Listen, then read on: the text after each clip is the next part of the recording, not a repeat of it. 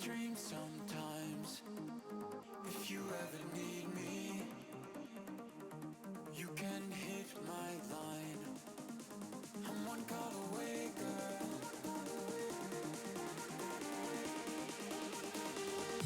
Do you feel my heartbeat?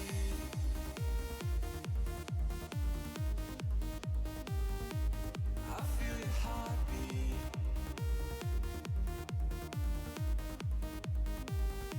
Do you feel my heartbeat?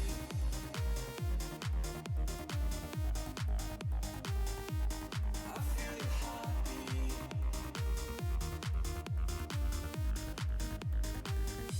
Do you feel my heartbeat? When you're dancing at night, I feel your heartbeat. In my dreams sometimes. Hello there, gorgeous. Hello there, handsome. It's good to have you here with us this evening, this morning, this time zone. I hope you're well. Have you eaten? Have you gotten water? Have you taken your meds? Well, make sure you do that real quick because you are here joining us on Sword and Key for a fantastic little two-part series that we've dubbed Blood and Chocolate. So this is a two-part charity series that we are doing benefiting Trans Justice Funding Project.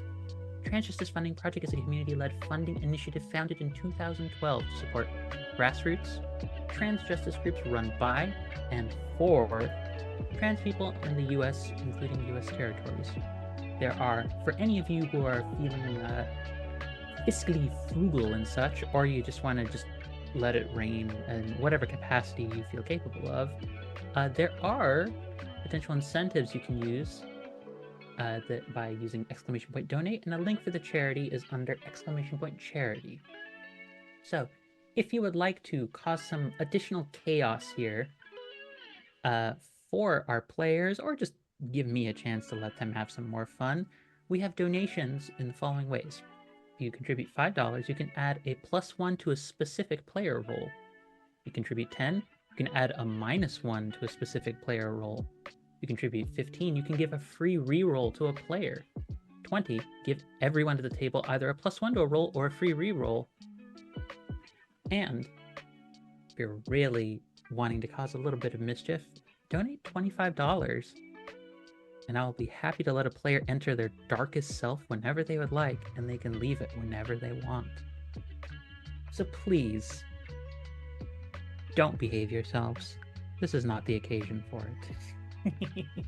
But I have talked for a little bit, so I'm going to give my players a chance to introduce themselves. For those of you who don't know me, I'm going to act as your Master of Ceremonies for MonsterHearts 2. My name is Angela Lemus-Mogrovejo. I use she, her pronouns, and I'm going to let my players introduce themselves with their name, their character name, and the playbook, or in this system, the skin that they're going to be playing tonight. So I'm going to start off with a most illustrious and celebrated of authors, our own Jessica Cage.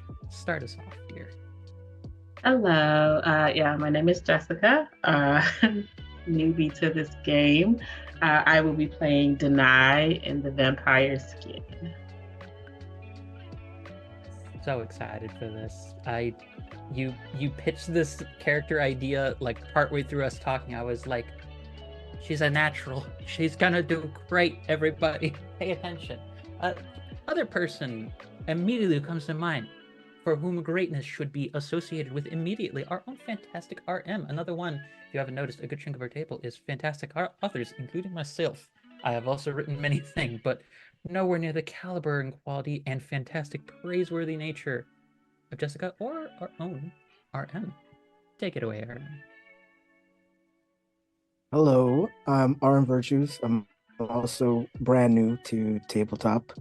And I'll be playing Cassius, and he is a werewolf. Oh, God, I'm so excited for this. Anyways, last but not least of our trio of wonderful players who I'm just so excited to get to run something for. I appreciate you, Sword and Key, having an emoji that's specifically a werewolf. the incomparable, the amazing, the mischief maker, Seth. Take it away. Hi, I'm Seth. Apparently, I am the mischief maker. I will be playing Leo, who is a witch. And also, folks, thank you for joining us here for this evening. This is, as we said, a two-part series where we are going to lean into the spirit of the season that is coming up, or rather, a fantastic day of love, affection, lust, tenderness, intimacy, floundering fucking with various individuals of many persuasions. Should that be your inclination? No judging, just saying. That might be a thing you do of Valentine's Day, hence the title of Blood and Chocolate. So, before we get into that, we really got to get a sense for who exactly these people are. Who are these individuals that our players are going to be diving into in this little nook of supernatural, monstrous, messy feelings and all of that mess? So, let's pull back to, let's say, a town that nearby, there's woods nearby. There's sort of a downtown kind of area, but it's a bit away from where most folk are generally living. It's the kind of thing where it's like, we could go to the mall, but it's like a 15-20 minute drive away. And like, it's definitely bustling. There's a movie theater. Sometimes even concerts happen at a local venue, but it's the kind of thing where you got to go a bit of ways to go there. And sometimes you just don't want to make that effort. So sometimes folks just kind of host parties nearby. It's a morning. And I'm going to ask each of you in turn, starting with Leo. What is it like for your character when they're getting up in the morning? So what is the general aesthetic, the vibes? What are they carrying themselves with? Because let's say you all roughly go, if not to the same like kind of campus setting, whether it's community college or like a local university or what have you. What's the vibe that when you enter a room, someone goes, oh, that person is, what do they like? So let's start off with Leo. What's Leo's morning like? Give us a little glimpse. I think that all of Leo's mornings are similar in that they are rough. He does not go to bed at a responsible time ever. He always stays up late working on something or other. He manages to, I think if he has like an appointment to go to or a class, he gets there 5 minutes late, just enough that people like don't really want to call him out on his lateness, but he's never on time if it is in the morning. He's always carrying in the mornings, I think, an energy that is just simply do not fuck with me right now. Oh my God. He's absolutely carrying like a venti something with multiple espresso shots. And is embodying the anti-morning sunshine energy. So I take it not a morning person is what I'm gathering. Yeah. Person no longer after my own heart, because I've slowly developed an understanding of what a regular sleep schedule is. It's a strange concept. It's very foreign to me, but I'm getting to understand it. We're like, it's a complicated relationship is what our status is right now.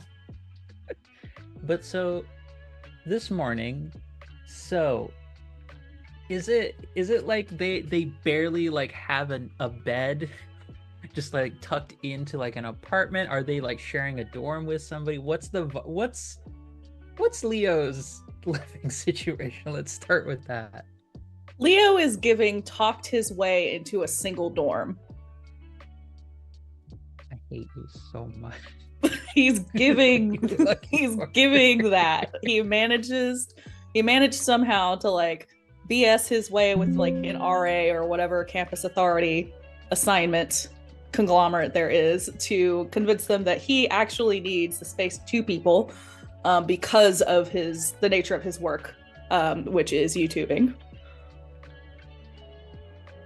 Speaking of which, I assume as you are groggily getting up from bed this morning, there is a message on your phone from Let's call her Jenny. Her name's Jenny Ramirez. She is like, Leo, what did you do last night? Why is my Google Drive suddenly full when it was empty last night? I think Leo responds with a an audio note. And it's like 2 minutes long of him just groggily explaining this amazing place that he found while he was out exploring and how he had to film like a rough urbex thing for the channel, and he had to get it off to her as soon as possible. Okay, but you said that about the abandoned ghost house. You said that about the Canyon Creek. You just get like a long string of messages just like, this is something you've said multiple times. I think his response would be, were any of them not amazing? If you could have an emoji that indicates the phrase sigh of the ancestors, that's roughly what Jenny sends you back, is something along those lines. Just a feeling of, I woke up done and I haven't even yet begun the day. I think he would leave it on red. At that point, it's in the Google Drive. It's in your hands now. Like, we got to do this. I have other things to get to. Just as a background question, how long are these things that you send? Because obviously, like, because it's audio and like video stuff, it's going to be big no matter what. But how long do you force your editor to sit through these things and chop them down? They're all at least an hour. Because they're just stream of consciousness, no cuts. Just he flips record, and he goes and does his thing, and then he hits stop, and then he uploads it. It's just the camera just very quickly flashes back to a moment of like her perspective, of Jenny Ramirez's perspective, of which you see an individual who, in her own bedroom, you didn't realize this because I don't know if Leo's aware of this, your editor is also a siren. So there's just feathers all over her room from her walking around in a circle, just being stressed out by the thought of another hour-long video she has to edit. I'm gonna say he absolutely does not know that.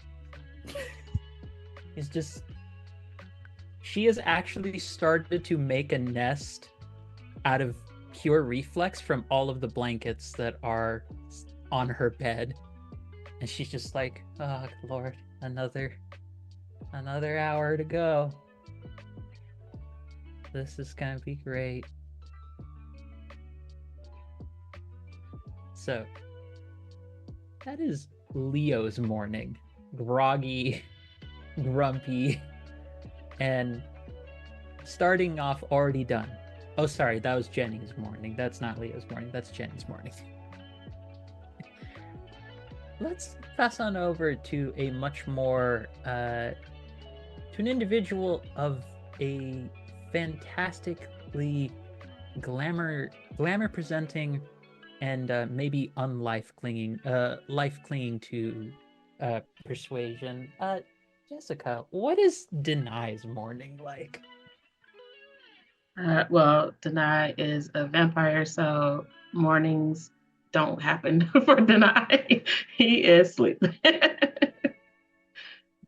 Just I don't do this. I don't do that here. I don't ever do that here. I don't do that anywhere. It just, nah. I will say, while you're in the middle of your sleep, you also get a message from somebody. The number is one you recognize.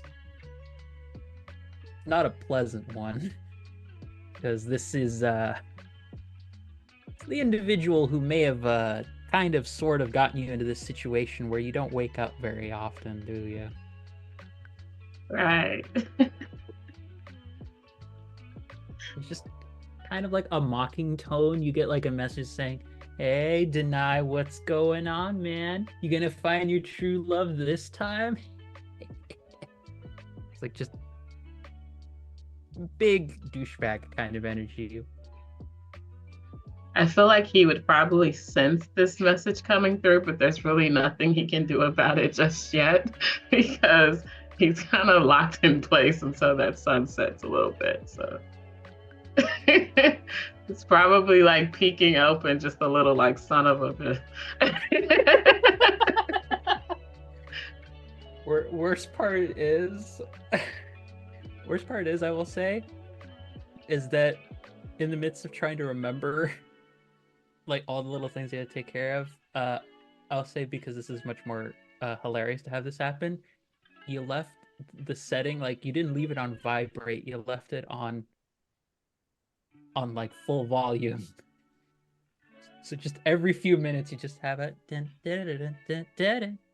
just text message, just really cheery, the exact opposite of what it should be for this moment, and you're just getting a string of messages from this dude.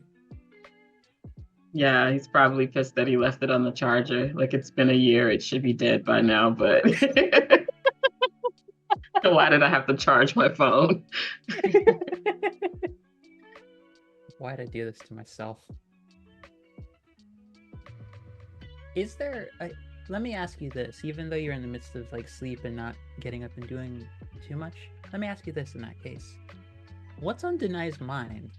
If he's still, even if he's not getting up, not moving around, what's on his mind for this little period? Because we've talked before, session 0, of it being like, why is he so focused around this time of year, around Valentine's? Why would he get up now?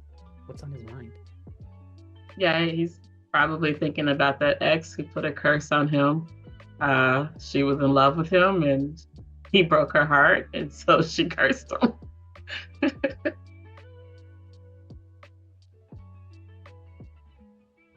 Oof is the mood of the morning.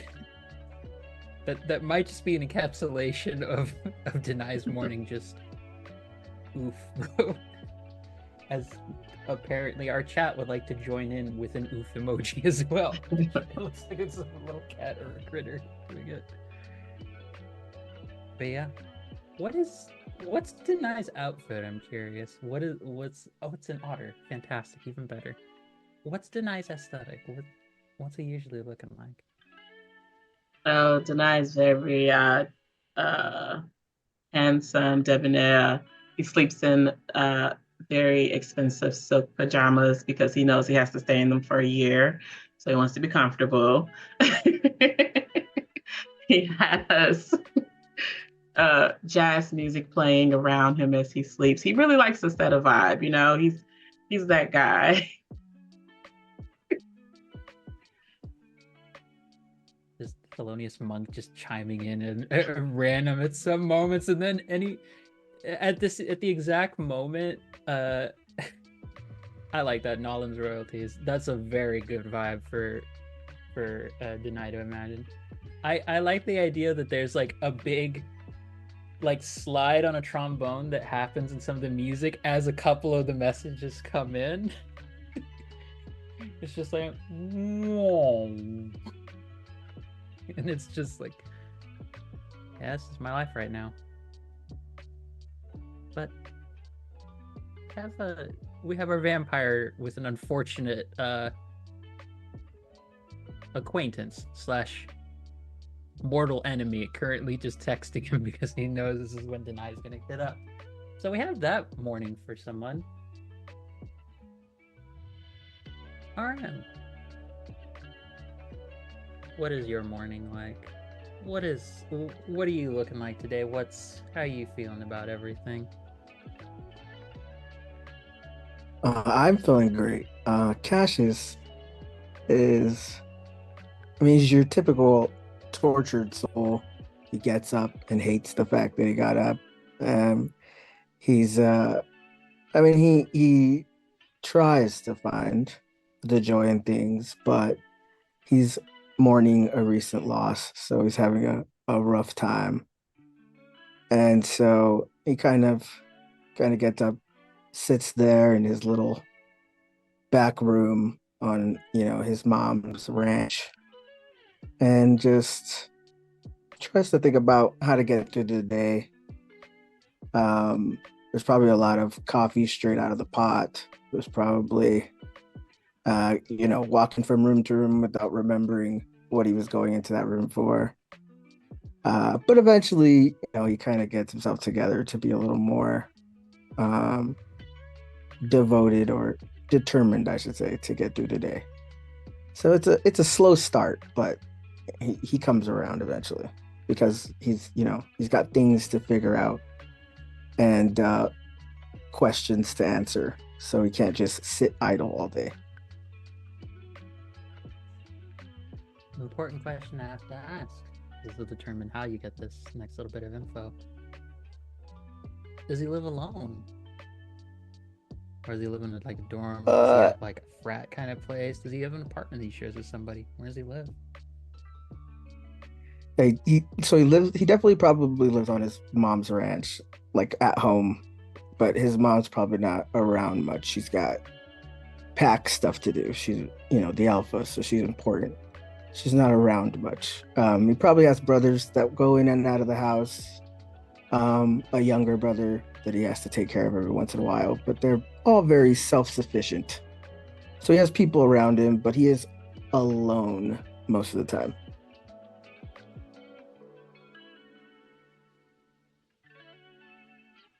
Alrighty then. Let's say on this particular morning, as you're getting up, there is one of your siblings who's there. She has recently taken a different role in the pack because she's recently come out as like trans, and there's, I imagine, no stratified necessarily roles outside of like alpha within the pack, but it does change like how people might see you and such. So whatever name you used to know her by, she goes by Khadija or Hadija.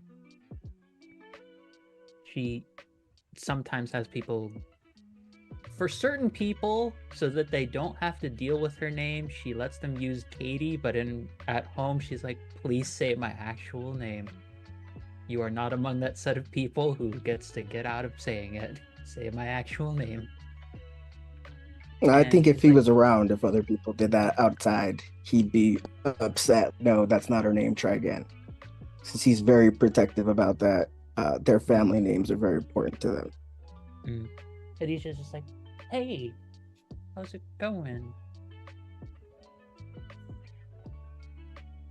She's like awkwardly, like, she doesn't quite have the form for the dress that she's wearing, but you can tell she's an awkward trans gal trying to make first steps to wearing femme clothing stage of aesthetics. She's like, hi. I mean, I think he's touched by her trying. He would just probably say, yeah, I'm doing fine. It is what it is. And then make it about her. Since he's already transitioned, he kind of understands. So it's probably something they talk about often. And he just, maybe tries to see how she's doing. How is everything? You have any problems? Do I need to go talk to anybody? Think like that. No. I'm doing okay. I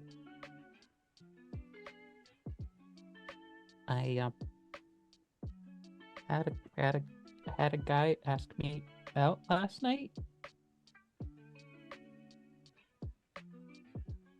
He doesn't know how to react to that at first. He doesn't want to be upset. He wants her to have, typical experiences, and he can know that she's probably a little excited about it. But there's instinct, and then there's the right thing, and sometimes those are the same thing. Oh, really? And who is this guy?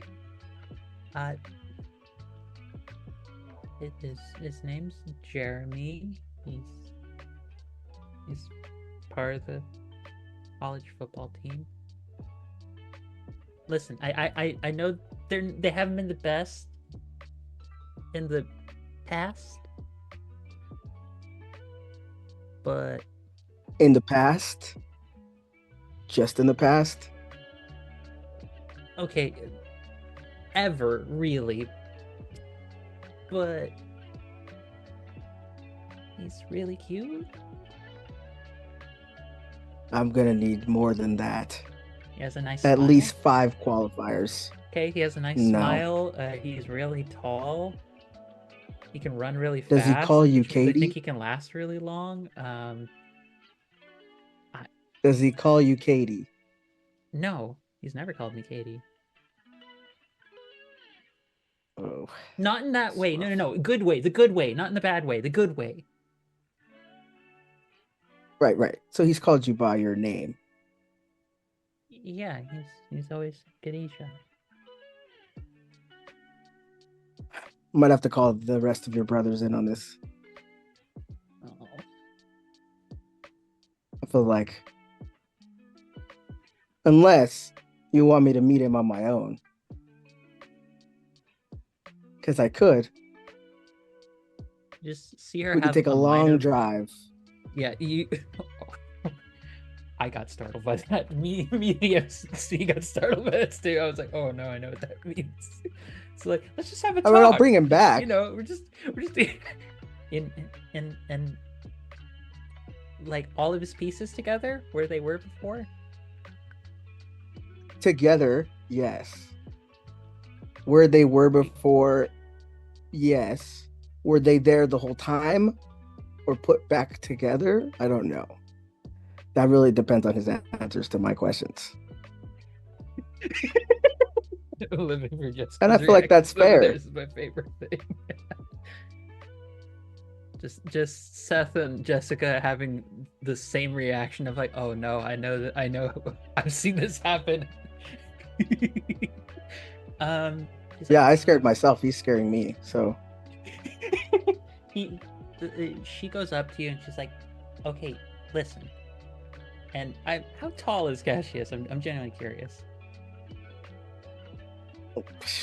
let's say like 5'7".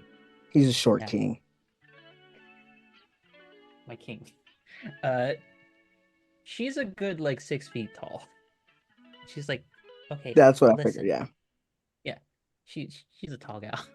I don't really do short gals unless they're like 5 foot or like 4'10". There is no in between. There is no average. There is short and there is tall. There is no in between. The middle does not exist. But she was like, listen, I want to give him a chance. And I'd like to go out as me, just one time. If it doesn't work out, like, I still haven't like transformed yet. Like, you know, if you think about it in one way, if it goes really badly, I could just end up transforming for the first time there, and I could end up ripping him to shreds. So I'll end up doing what you wanted to do anyways. But you'd be messy about it, Katie. That's the problem. Katie. There's like the head sinks in about like 3 inches entirely. Just like, Yeah, you know, if he uses that name, he's very upset, but he's trying not to be upset. But look, I get it. Everybody has to make their own mistakes. And sometimes they might even work out well.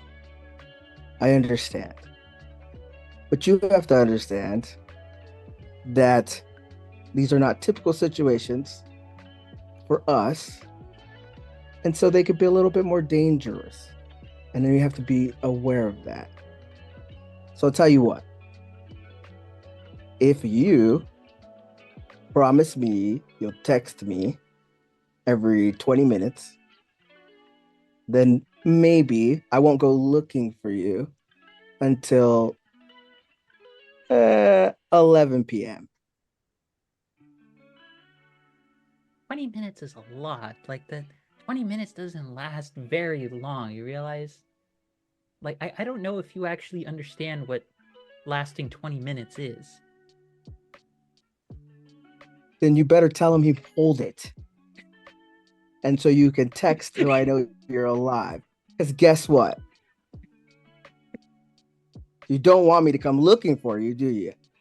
I think that'd be a worse interruption than a text message.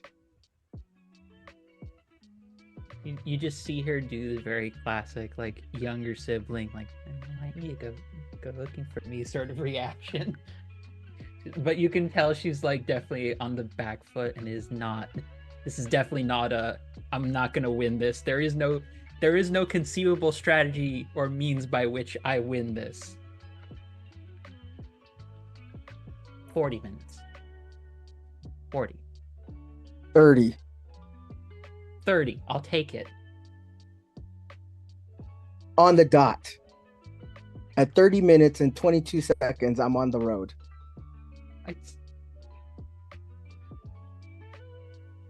Fine. Hey, at least I didn't say I'd call mom. I feel like I should get some credit. There's a full 1,000-yard stare as you mentioned mom being involved. And it's about that time that you see a woman who has, I'm gonna say, it's just like taller, like beef, like stacked to all hell, like taller, like black woman who's like definitely in the middle of like getting her hair all together. Like she just took a shower, but has like kept her hair like contained and everything because she's trying to make sure like she's not going for that kind of look today. And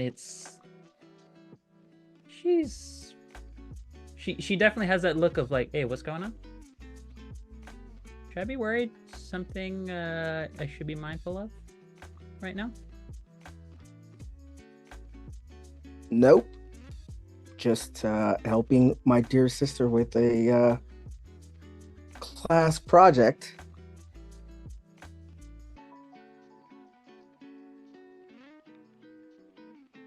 Okay. Class She project. definitely has that. She definitely has that look of like, I believe you, and I'm going to trust you. But somehow that doesn't feel comforting. There's just a hint of like, this did not work out in my favor. I think I've lost, and I wasn't even playing the game. I think Cassius has gotten really good at like knowing when to worry her and not when to worry her, because then she's stretched thin, so he worries about that. So he has to, play it up and be like, don't worry, I got it. We're going to be fine. And then change the subject to like, wow, mom, you look amazing today. What are you up to? You got, you're meeting with anybody? I'm meeting with a few. I'm trying to have a meeting with one of the other clans. I'm just trying to take care of my hair. So this will be... I will see you in the afternoon. You take note, it is the morning right now. It's like, yep, that sounds about the right amount of time that your hair should take to be fully done with everything going on. What's your schedule for hair? Yes. And yes, exactly. She also like goes over though. She gives you like a very nice hug.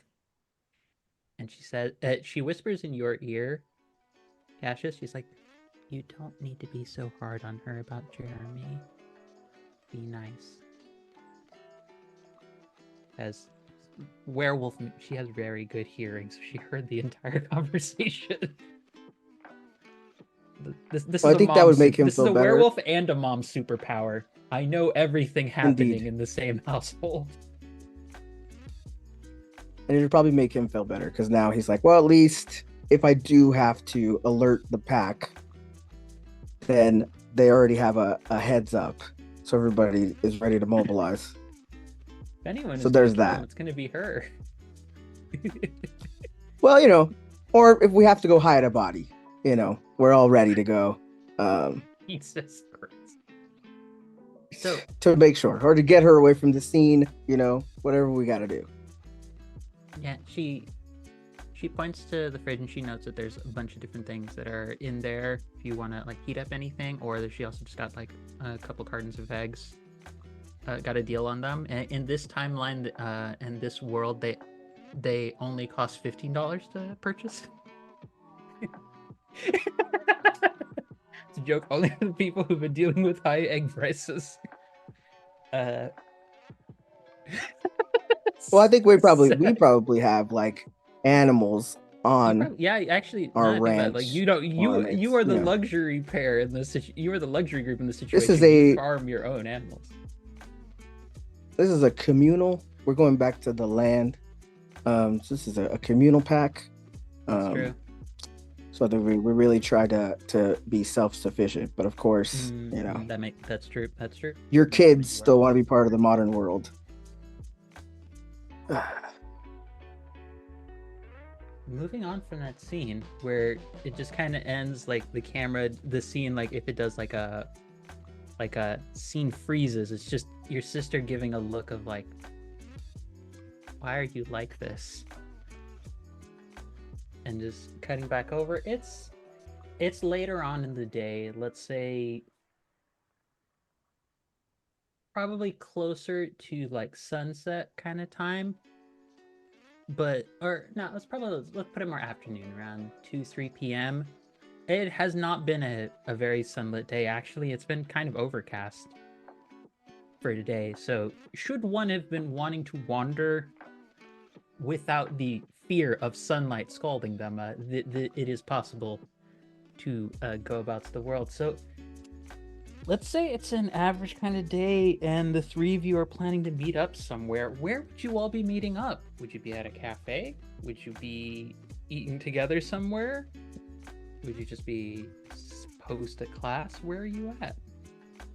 So question for the table.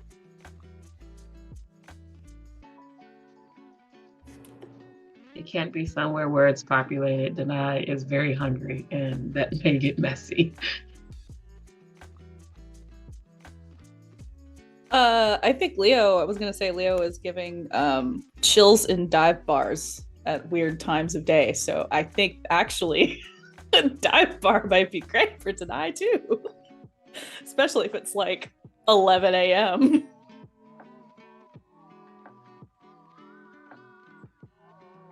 Yeah, just showing up with a cowboy hat to dive bar at 11 a.m. I like this image. Okay. I know what this is.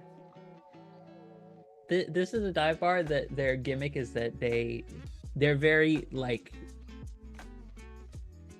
harvest to table kind of vibes. That's one of their like big gimmicks. And they've been trying to get away from an old aesthetic that they have, but the money to change the sign and the name and everything hasn't been coming along super well. So this place is called Bunny Hoppers. And it's like a neon sign that's sometimes on that has two little cute ears like flopped over on the side of it. And the bee looks like it has the little whiskers of a bunny rabbit on it. So y'all are at a table right now, and you see that the server comes up. She's probably 5 foot, let's say like 6, somewhere around there. Yes, I'm breaking my own rules, sue me. Our producer just looked at me in a strange way. She is about 5'6". Definitely, she's a big gal. Chat's roasting me for my height choices. You all suck at that. She's about 5'6". She deep brown skin, Latina, definitely has like big sort of like gold hoop earrings, and she has very like, it's very clear she's taken a lot of time with her makeup. Got the wings and everything on the side of her eyes like perfect. Got like like a bright red lipstick, but it's definitely not like the casual shade. This is one of those where like you know it's got like a fancy ass name to it that like Sephora somewhere else has charged an additional like $15-$20 to get it or something. Just because it's got the nice name to it. It's like Songbird's Touch or something like that.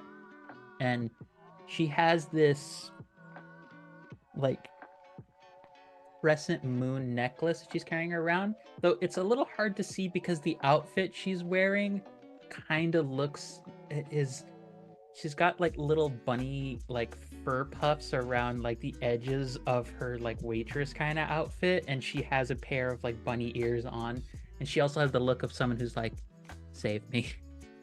Save me from this. Comes up to the table. Hi there. Welcome to Bunny Hoppers, where your enjoyment is just a hop away. And she does like a very half-hearted hop right next to the table. I'm really glad we're gonna stop doing that soon. Anyways, what can I get you? She looks at Leo. What can I get you? What can I get you? Looks at Cassius and then looks at Denai and is sort of like, what can I get you? Denai has a thermos full of reheated blood, and he tells her he's fine. You sure about that? You good? He hears her heart race a little bit, kind of sees the pulsing in her neck, and takes a long sip of blood, and then nudges Neo to take over the conversation. Leo, sorry. I think Leo just like saw everything that just occurred that was unspoken. It is just I think as an agent of chaos is like, no, please, you're just saying you were thirsty. I know that old soup can't be doing it for, come on, we're out. Have something, treat yourself. Get something nice. You know, I might come over to your house later for something to drink, but I'm fine right now. No, you don't have to do that. I don't normally keep drinks in the fridge or anything. You might as well just get something here. I will have a water. Thanks.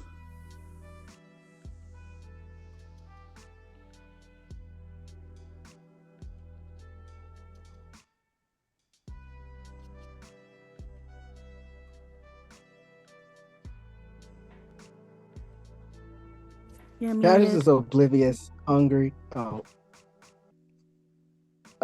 Yeah. Cassius is. Hold on. I think the other one is. Oh no. Am I muted? Can you hear me? I was. Damn it! I was saying, and you, sir. Oh, I just yeah. sort of looking over. Okay. Also, like, very much less obvious, but there's kind of a like. There's definitely, she slows down a little bit, but it's clearly not as obvious as with Deny, where she's just like, oh, I'm about to pass out, and I'm gonna hit the floor, but it's worth it. And Cassius is oblivious and very hungry, and it's just like, yeah, well, you guys can make plans later. I would like to order the breakfast special with a side of mozzarella sticks Okay. and 2 Cokes. Two Cokes. Fantastic. Actually, make it 2 Dr. Peppers. That's much better for him, I think. Honestly, I think it's a much better choice. Do you want, and like goes through a list of like the usual like diner stuff. It's like, okay, do you want toast or do you want toast? Wait, do you want the toast? Then ask, and then she's like, okay, do you want bacon, links, or ham? Yes. Oh, okay. All of them. I like man who eats. I love that. It keeps going. He does love to eat. Fantastic. And then she like looks over at Leo and is like, wait a minute. Okay, this is very random. I promise I'm gonna go get your food. Just take Cassius very quickly. Are you by any chance the person who runs the like extreme location channeled. I have a fan. You guys, I told you people watch This my is why stuff. we don't eat with you. Hey. Hi, yes, I'm Leo. I think It's nice it's to anywhere. meet you. Turns on the charm immediately. Hi. So you're definitely the one responsible for all those videos and stuff, right? Oh yeah, they're mine. So you do all the work and everything for it? I mean, I have an editor, but like, I'm the one out there doing parkour and being cool. As if on cue as you say that, there is a very flustered individual who comes in right at about the moment you're like, oh, but I'm the one doing all the parkour and everything. I will say she has massive, like, circular glasses, much more of a bob cut, and normally it's put more well together, but after today, but considering the start of her day, it looks like she has hairs in a few different directions. She has like a cardigan on, a nice, very bright red scarf, and like really long black like thermals that she's wearing, and some nice black leggings over that. She's wearing a very practical set of boots. She's just like, right, you're the one doing all that. She's like, oh, you see, your waitress. I promise I'll get to you quick. I just want to say, big fan of your channel. Really great. Your partner, I'm assuming. I'll let you two. If you want to come by to the table, I'll be. I mean, yeah, okay, yeah, thanks. Thank you. And Just kind of shoots a glare. Jenny just sort of like comes by. She also hey, sits next. You look to... rough. Good morning to you too. Hey, what's up? You finish it? Do you know how long it takes to go through all of this stuff? No. That's why you do it.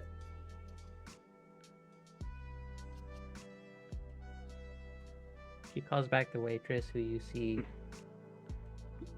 did have a name tag. It says Anna Maria.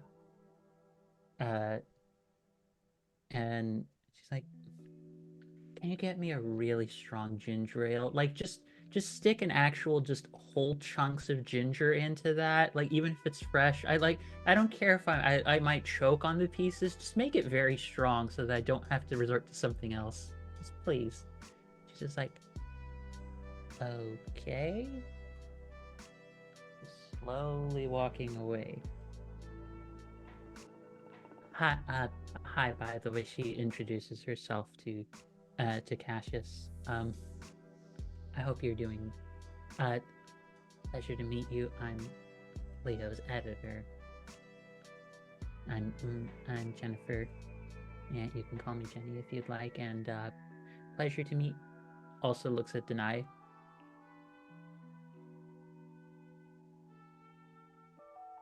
Denai ignores her and looks at Leo. You just attract women everywhere we go, huh? You know, I'm struggling right now. I'm just trying to help you out, bro. Takes another sip of blood, almost breaks the cup.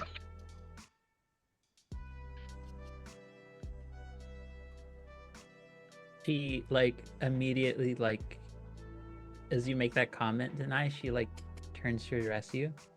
Do you normally take blood everywhere to drink?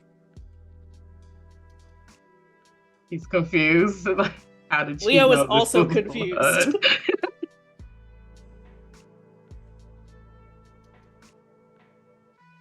I can tell you have a lot of pull here. She's speaking directly to Denai. Leans back in his chair, looks at Leo and Cassius, and decides to say nothing else. Leo is looking directly at Cassius and just holding for dear life that eye contact. What is Cash just don't Cassius know doing in what this to do. situation? He just wanted food. This is why he don't go nowhere with y'all. This is why he stays home. Everywhere we go, there has to be an altercation, celebration, something. Like, I'm sitting here getting ready to smell your disgusting food. You can deal with a little altercation, okay? You realize I can smell the blood in your cup, my man? You're not fooling anybody. It smells this is delicious. what You don't know what you're talking about. You're missing out. So I don't know about that. I want to ask. I want to ask both Deny and Leo this because we haven't done any sort of roles right now, and this feels like an appropriate occasion. Do you feel like your character's a bit flustered by this? And the reason that I asked that is that there's a move called Keep Your Cool. Now it's specifically for acting despite fear. Now that might be the case for Deny because most people don't normally clock this for you. But Leo as well, considering the we'll call it the what the fuckness of this situation.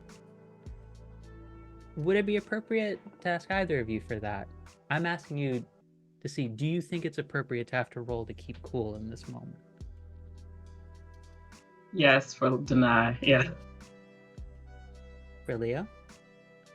For Leo, I don't think he's quite there. Because specifically it affects a friend and not him. I like that. So, Deny it. What I'm going to have you do is roll 2d6 and then add your cold stat. Or, as I might phrase it later on, roll with cold. So, 2d6, then add whatever your cold stat is. If it's -1 to that, +1.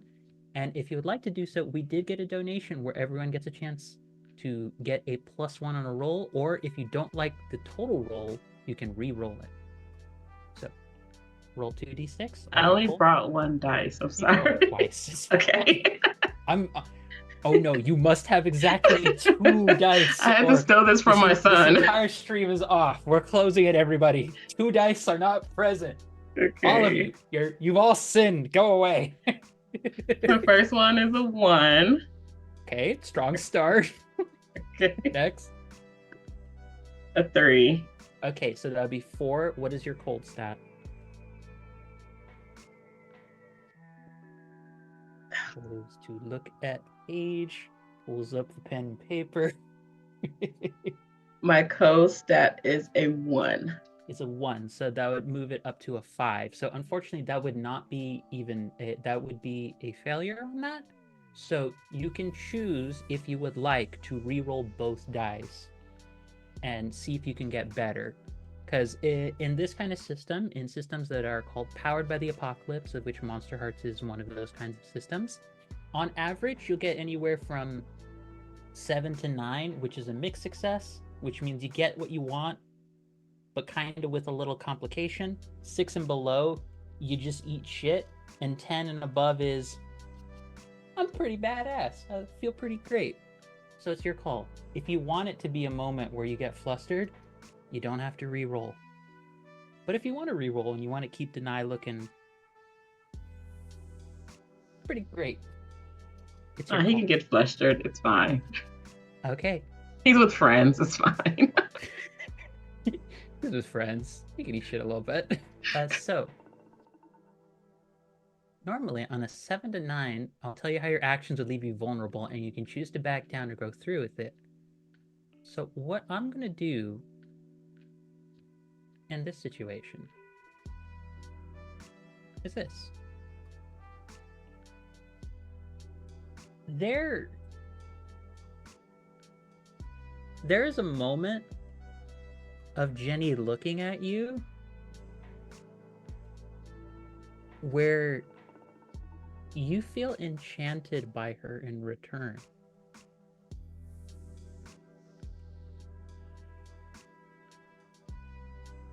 Something about the way that she talks. There's a lilt to her voice. There's just a pattern for how she does it. Hello there, squid friend.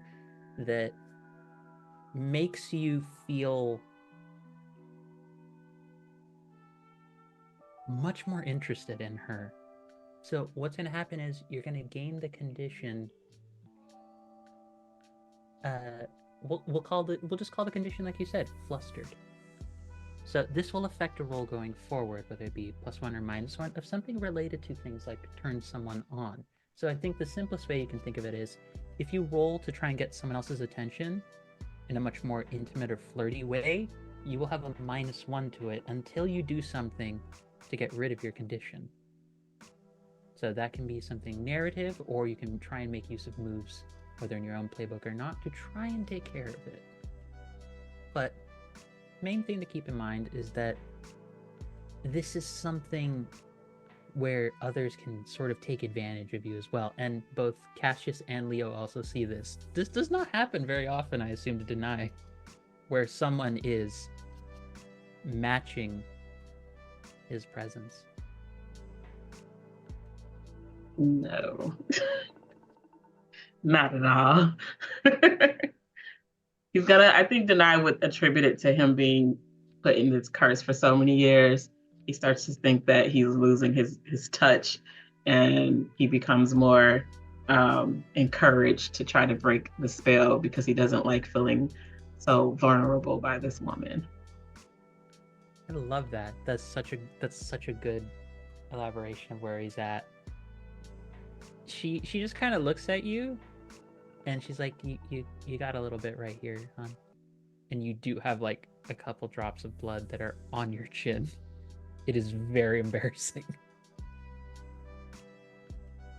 He punches Leo for not telling him and then gets up and runs away. Ow! Okay, we have a move for this. So this is my favorite part. So when you run away, roll with volatile. So 2d6 again, roll with volatile. I love this. This is such a good MonsterHearts feeling. I love this. Okay. This is 4 and 2. So 6. 4 and 2. So that's 6. So roll and then add your volatile. What is your volatile?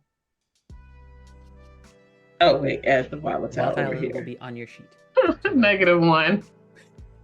So okay. I'm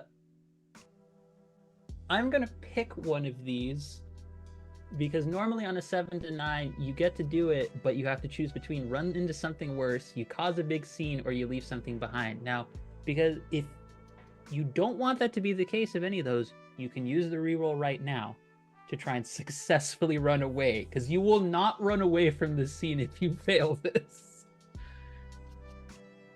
I love that. Nah, let him fail. It's fine. The vampire is the one doing this. So I know exactly what it is. So as part of this as well, for your future reference, whenever you roll a 6 or below, so whenever you roll a failure, you can mark a point of experience. So given how your rolls are going, you might get enough experience to get an advancement during our 2 sessions. So you're doing great, sweetie, but I'm going to choose for you, you run into something worse. As you start to try and get up and leave, coming through in this dive bar, right through the door, is a man who somehow has combined the aesthetics of frat bro football player and Victorian count very perfectly as your most hated of nemesis, who I don't know, did we give him a name, or would you like me to name him? We did not give him a name. You can name him. That's fine. His name is Marcus. Marcus just sort of, and this is the kind of dude who, no matter what he wears, he just always looks like every bit of clothing is struggling against every part of him. He's definitely that kind of like body type. He's like, you, and it's not even like you kind of run by him, you run directly into him. It's almost like running into like a wall of muscle.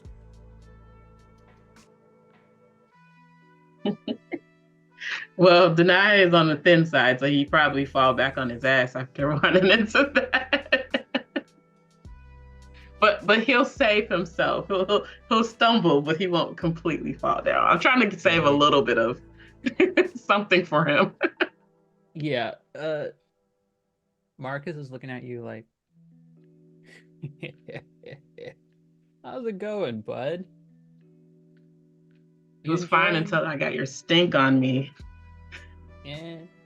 I mean, you seem like you're doing pretty well. Like, looks over, you got 1, 2. Oh, you got 3 partners, right? Oh no, wait. Are you his friends? Oh no, wait. You're probably just people, unfortunately, having to be with him. It's big, like, schoolyard bully vibes is what you're getting. Except he's just, no one said anything to him because he's massive. Been a whole other year and you're still acting like the same asshole as always. Asshole. I think we're on our feet now, right? I think we're on our feet now at the table. I think, wow, Cassius is on his feet. Okay, so Cassius is squaring up. Yeah, Cassius is up. Okay. Marcus, well, his sister didn't let him beat up the other jock, so, you know. Yes. Transference or whatever. He's like, oh, look here.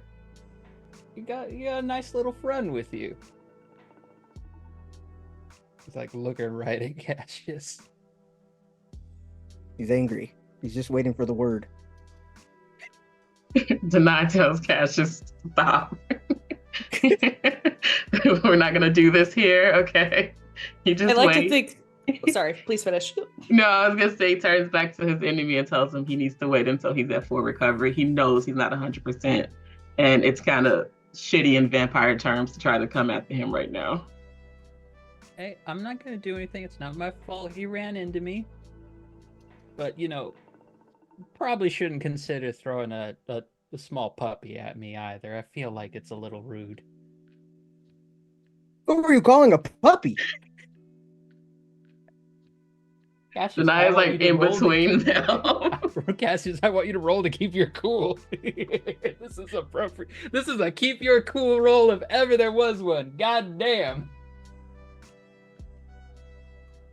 All right. Yes, as a PSA per the prodding of our Sword and Key channels, let me see if I can read this correctly.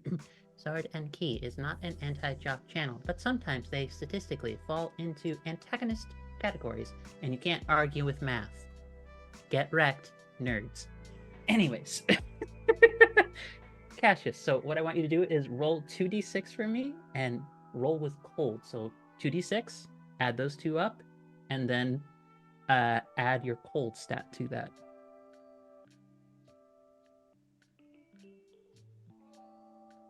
So 6. Where's it again? Cold should be on your character sheet. So it'll be one of a set of stats that you would have picked during character creation.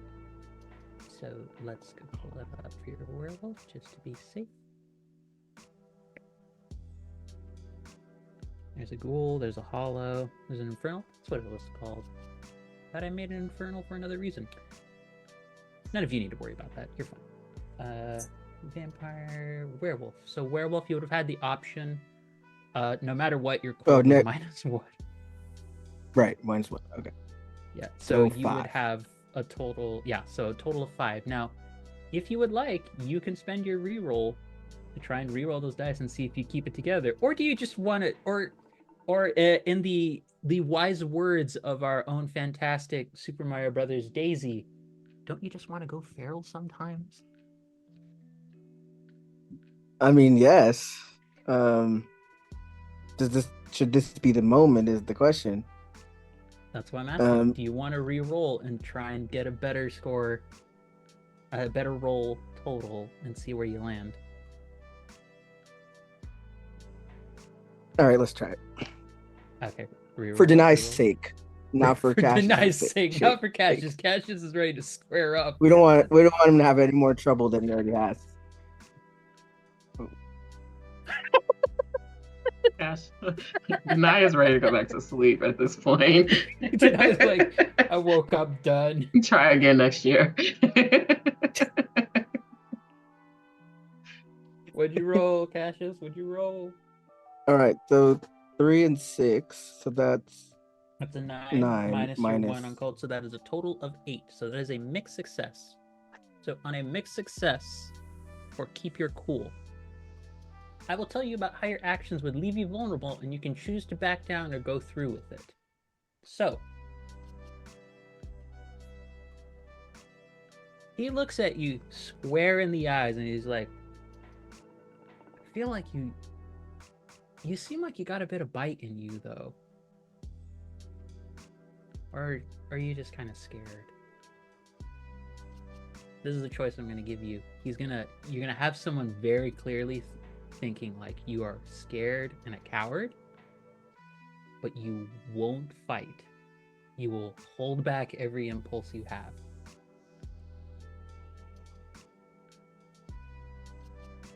okay. We won't do back? it. Yeah, if he goes to jail, he can't watch over his sister on her date. So, yeah, it's a very good point. My priority is my sister. My priority is my sister. I gotta remember this. Okay. He just kind of like lords over you. He's like, It's very hard. I mean, because he's been having a rough time. You know, there's a lot of guilt, a lot of, sadness. So yeah, he really wanted to fight, but then he's like, yeah, you know what? There's my sister I have to worry about. So he looks over in Leo's direction. I think Leo's on his phone. Hey, by the way, you the one who runs that extreme location channel on YouTube? Y'all, Cannot be twice serious. in what? Immediately gets up, extends a hand. Hi, my name is Leo. I feel like you could pick better locations.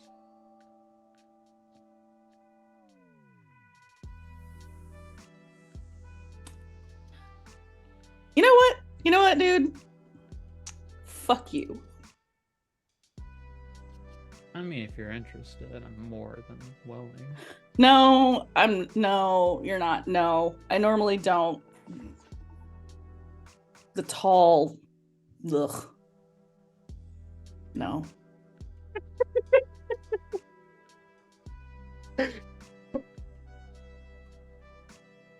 good choice. Then we would have had to fight, all of us. Oh God, what do you think of me? I have standards. You I got am up to shake his disgusted by hand. I all just of wasn't this. sure if we lost them sometime before you got up from the I table have and shook his a hand. community to care for. Camera, like the scene cuts to like an actual like Discord and online server, and also a newsletter that Leo actually responsibly moderates online. Like he's actually legit very good at safety and taking care of his community. He's just also Leo. He's oblivious about certain things. Safety is not one of them. Here at Right. Extreme Locations, we take your safety very seriously. Your comfort is paramount to our success. Well, We appreciate your support. have a Remember, lovely smash day. that like button. Wow. I just got launched back to like 2010's YouTube of so many Let's Play people just doing that one after the other. Anyways, it's like, I was gonna meet a friend here, but I'll tell him to pick a different location. I don't know if I want to be around a place like this. He just like walks out. He is so wide that he does kind of have to go sideways to get through the door. He's a very big dude. I Cassius want- still thinks he could. No, please, you first. Mine is so stupid. Oh no, Cassius still thinks he could have taken him. But I'm gonna tell you, above table, you probably could. The thing is, he doesn't act. he's fairly decent, but he's also not a werewolf. He's just a big dude. But so after that, your waitress, Anna Maria, it just sort of comes over and she's like, okay, so that was a lot. Sets down an enormous plate just filled with like eggs, bacon, ham, sausage, fried potatoes. There's like a bed of rice that also has another fried egg on top of it, and like the yolk has been like punctured and just spread all over it. And everything. Bro, how much do I have to pay you to get in on that rice?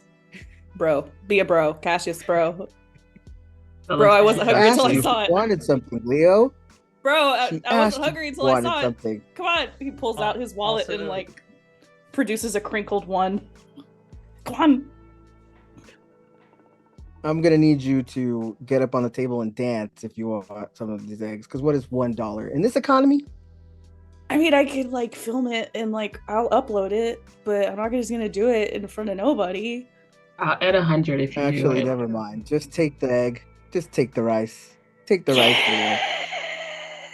Mr. Bro, thank you, when bro. you mentioned I could just upload another video, everyone next to Jenny just felt like a tremor go through her entire body as she heard that. She's like, oh no, please, no. But she says, I also got you another cup just in case you need it. She passes a cup over to Deny.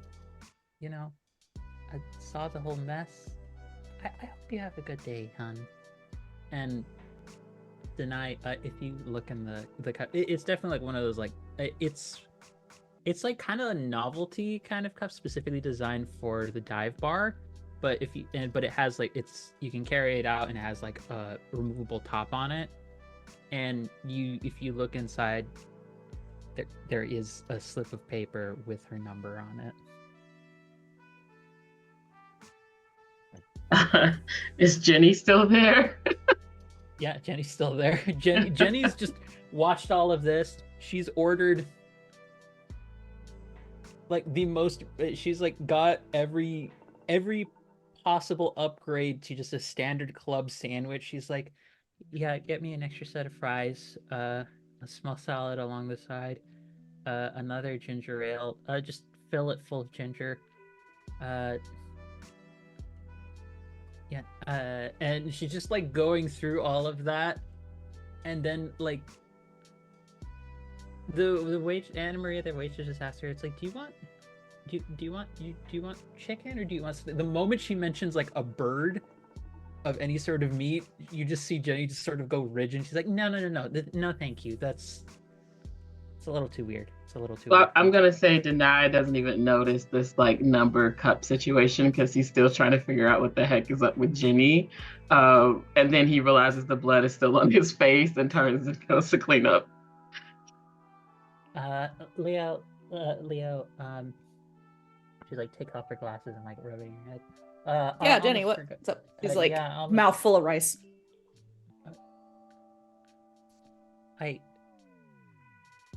I can't believe I'm having to tell you this, but please swallow first. Anyways, I got I got an email actually. I double checked it. It's not spam or anything of that sort. Not that you'd care. You'd still read it anyways. So apparently there's a party happening this weekend. And I did notice the little like, and it looks as though she pulls out her phone and she pulls out the email and like shows you like there's like a custom like graphic that's been made for it. Looks as though there's like a heart for it that looks like it has like bits of like chocolate trails coming along the side, but there's also like bits of music note coming off the top, and it has like a neon color kind of like outline to it. Like, so I checked in with them and they were interested in having at least a pair of DJs available. So it would listening. It would be a gig for you. It wouldn't be as exciting per se as an extreme video. Where is it? Did it say? It's- Did it have location? It's a little bit like up the mountain a bit, but it's closer to. It's still it's sort of it's a swing. Look, it's at Mary Elizabeth's place, and the three of you hearing that name, you would know that Mary Elizabeth is a very publicly in y'all folks supernatural circles big name for being the human alias of the daughter of Titania. She is a fae.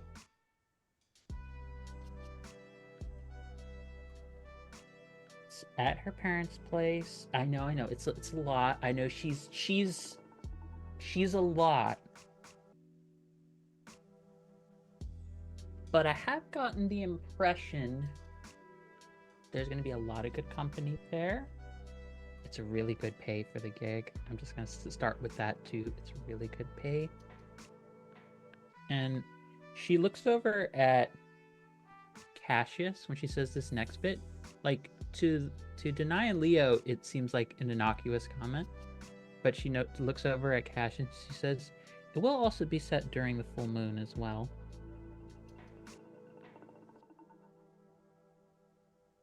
But, it seems like maybe some folk like that. They get a little bit more wild or excited around that. Or maybe the lighting in her place is really good. I don't know. Okay. Okay. Well, what if we did like a short video there? It is an extreme location. Would she be cool if we filmed?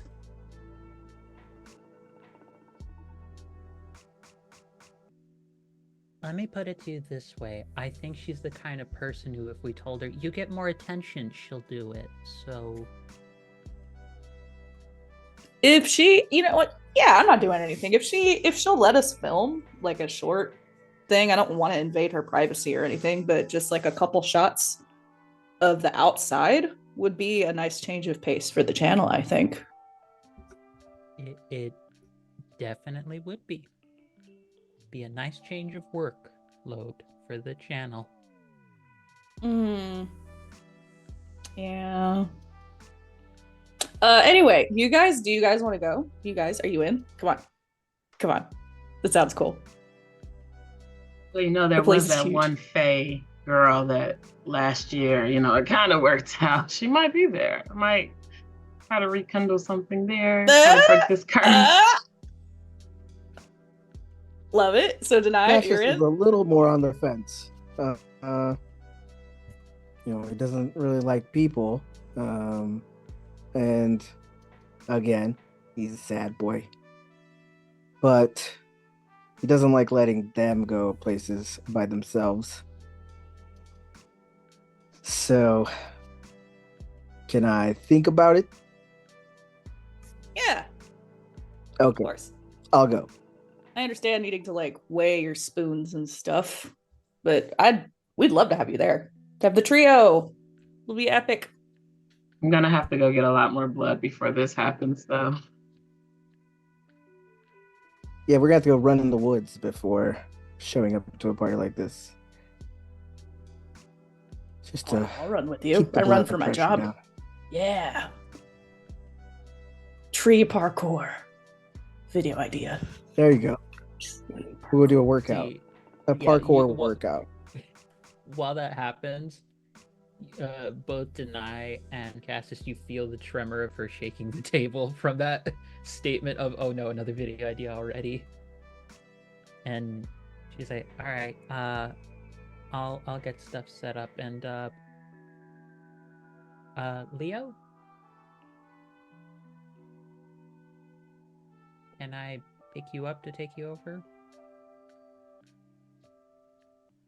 Oh, do you want? I mean, yeah, sure. Why not?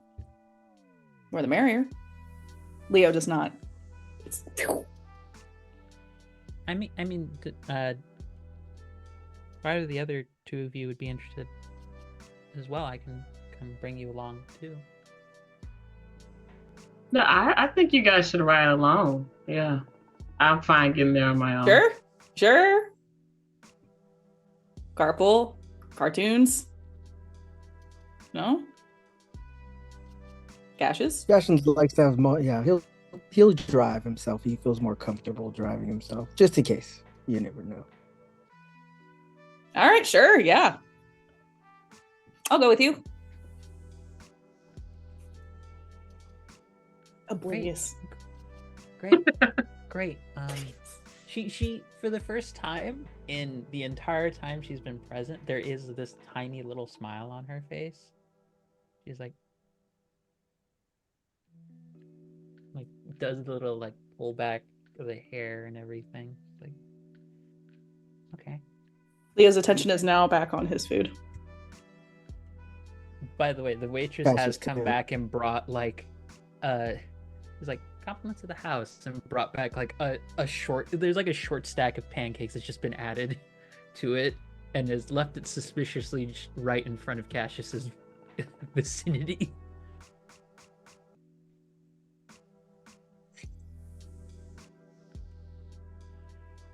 As that's being left there, as Leo and Cassius, as you're looking at the stack that's happened, and as the waitress has gone away, you do see a head pop through the short stack.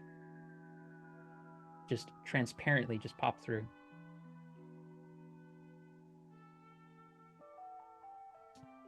Hey Leo. Hey Cassius. And this is your ghost friend. This is she went by Genevieve, but her name she goes more often than not by Vivi. Hi. Hey, Vivi, what's up? Well, nothing much. Just figured I was.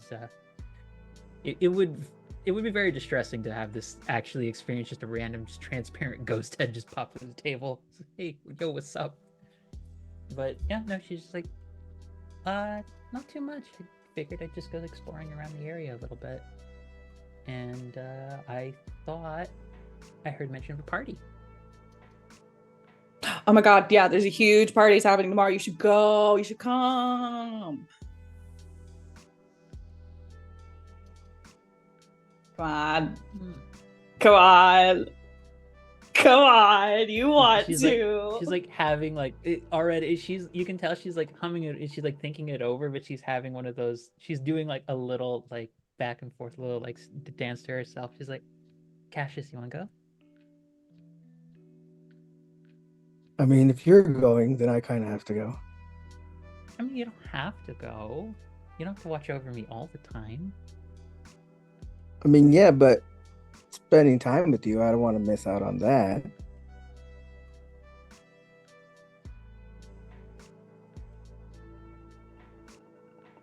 Let me ask you something, RM. Is Cassius flirting, or is he just being sweet? Is he just being his normal self, or is this flirting?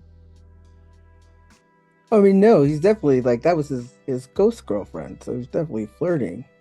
He doesn't flirt with like everybody else that way. Definitely not him. He's not that at all. He's just. Then I would like you food. I would like you to roll for me. Turn someone on. So roll with hot. Just to see like what kind of reaction you have out of Vivi.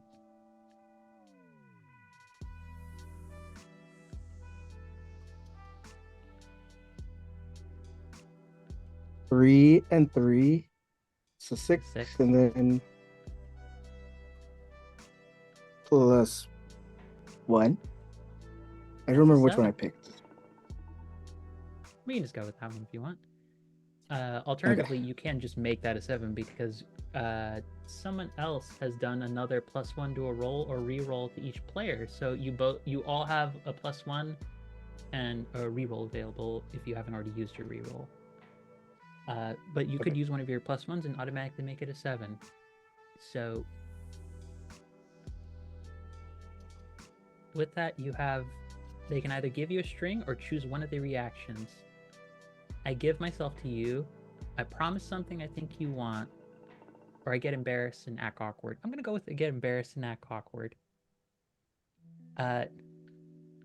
if a ghost's outline, especially around the face, could become slightly more reddish in hue, it does kind of happen. I'm definitely Mark picturing like Casper. Casper vibes. I think he used to get red. Yeah, Yeah. I remember that. Yeah. Vivi, Genevieve was just like, okay. So, party. Like looks at Leo. Party. Party. Looks at Party. Cassius. Party. Like looking at Cassius. Like party. Then looks at Deny. Party. Still on the still flustered and embarrassed. I like the idea of Denai not being able to see her, and she keeps forgetting. So he's just sitting there the whole time, like, "What the hell are you guys doing?"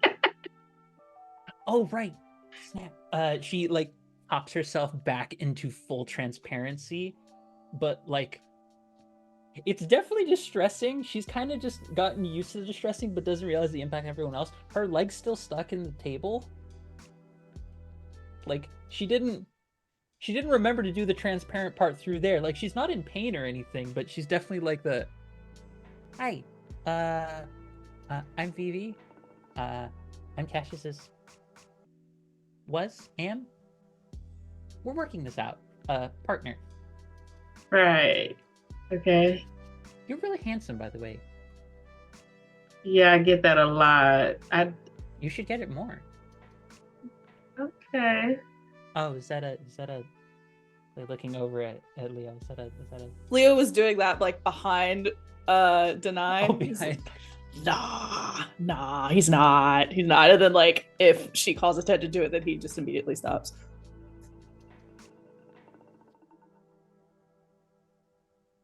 Lovely to meet you. You look fantastic. I hope whoever ends up, if actually let me start that one again. Party? Yeah, I'll be there. Great. Whoever you're going with is gonna be super lucky. I'm so excited for you. This is gonna be really great. Cassius, I'm gonna just keep floating around and see what happens. Don't worry about me too much. Take care. Try. Okay. Actually try, okay? Yes, I will actually try. Because I love the classic pairing of a tall and a small. She's not even 5 foot. She's like 4'11". She is a small. She is a small if ever there was one. Actually, she's not a small. She's a small. So SMOL. She's small. Hey, she like leans over to you, gives you a kiss on the head.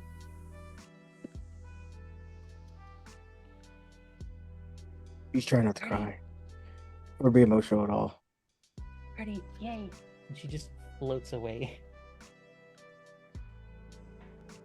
And on that. And how can he not go to a party?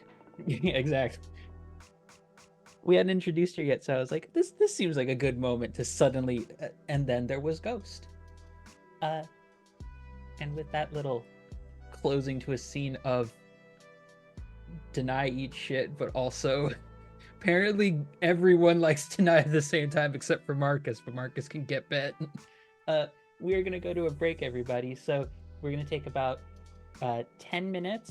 So remember, for folks, both player cast, myself, and folks who are tuning in, get water, get a snack if you need one, take your meds if you haven't. I'm sure some of you haven't.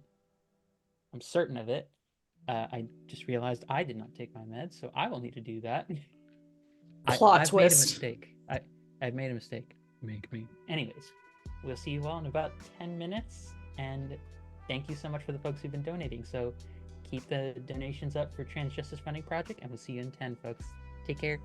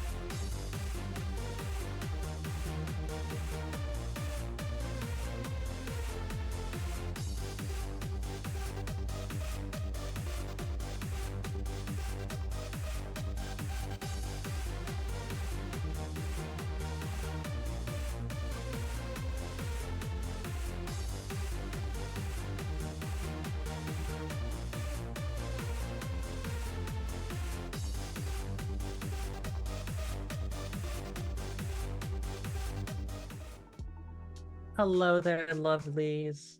Welcome back to a monstrous little first part of a two-part one-shot we're having here on Sword and Key with our novel adventure series where we are doing MonsterHearts 2. And where our first half has already had, let's see, Oblivious YouTuber, Protective, Overprotective, Werewolf Brother, and a vampire who just woke up done, continued done, carrying on done, and really just rolls are not being kind to deny, but it's making for easily one of the best bits we've had this whole game. But as a reminder, folks, we are doing all these shenanigans as part of charity fundraising for Transjustice Funding Project. We have already had $40 of $150 goal come in, and thank you so much to those folks who have donated. If you want to keep donating, please do so. Please help our players contribute to more mischief and more just falling on their ass and or successful moments of like, I'm smooth as a cucumber.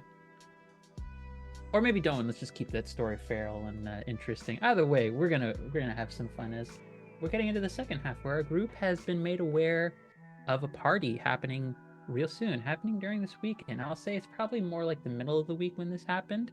So what I want to do to sort of frame the lead up to this party is I want to ask, what do folks do to prep? Like, what is it like in terms of, are you going with somebody else in addition to, for the two of you who already have a prospective person to go with, are you bringing anybody else? And for Deny,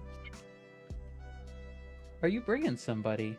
And if so, what does that look like? So I'm going to let each of you get to flesh out in your own due time. I'm going to pick one of you at random, as you know, the most helpful of teachers do, which is to say, why do you do this to your students?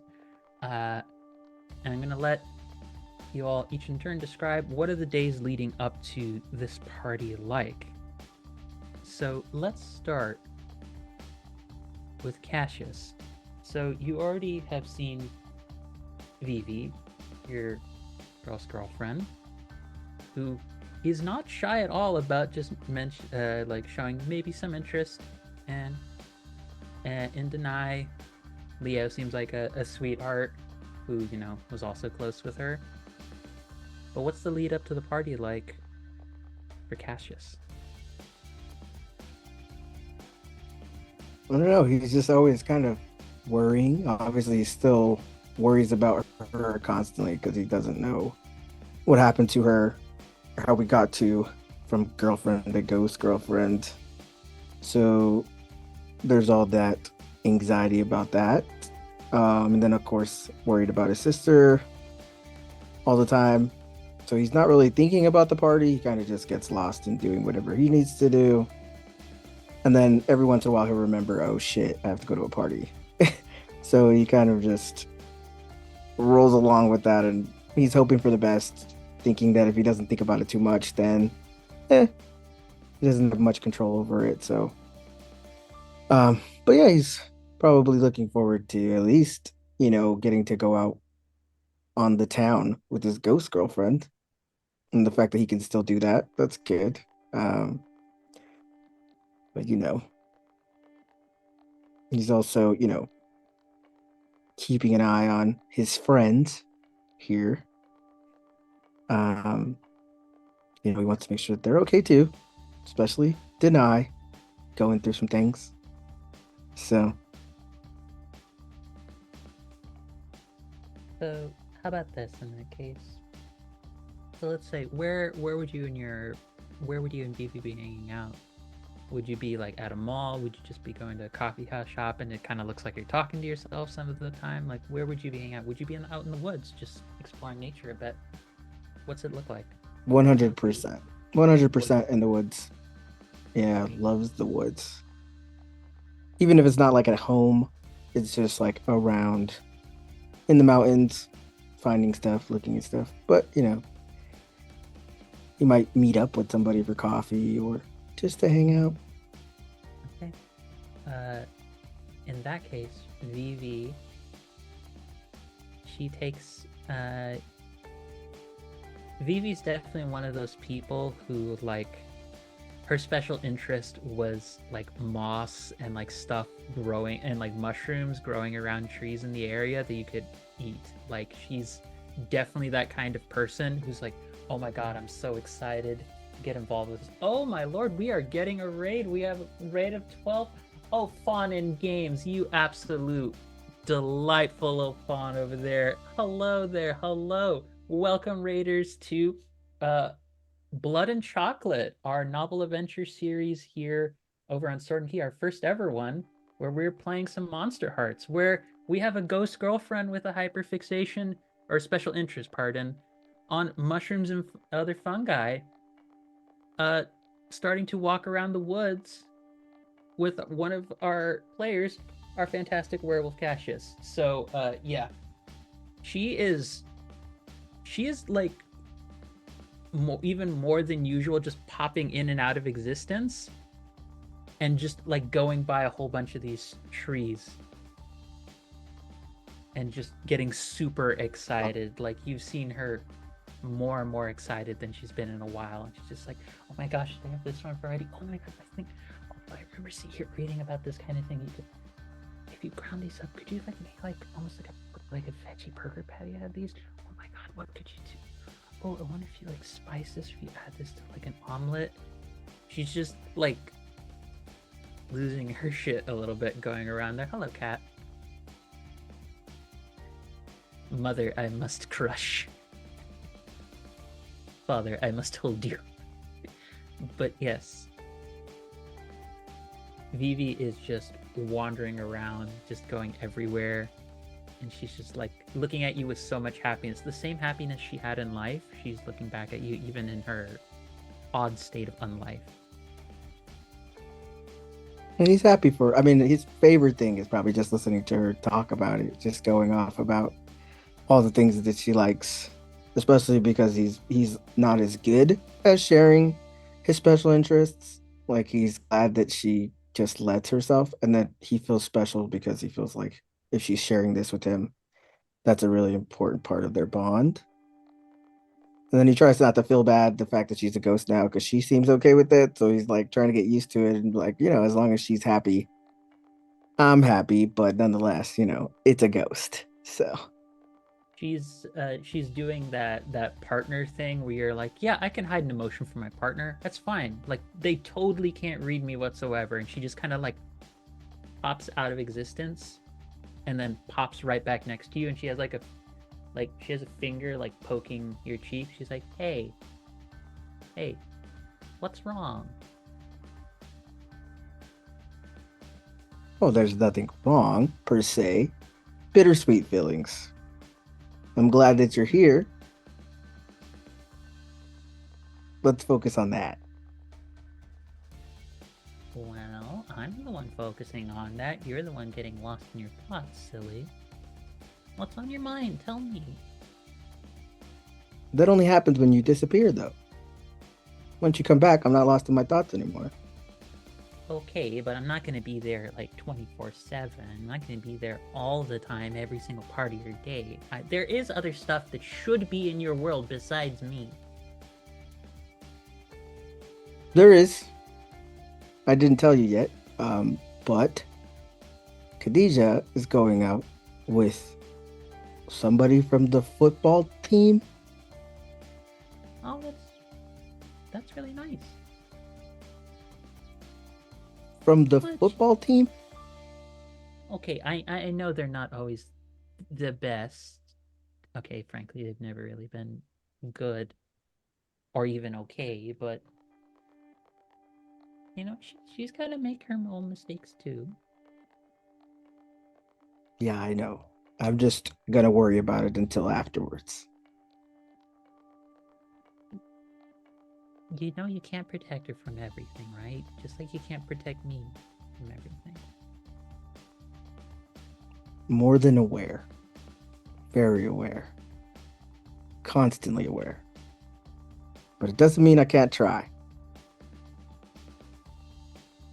Does it look a very, very partner stare of like, not satisfied with that answer? I'm sure that sounds good in your head. hearing it as from someone else, not the best answer.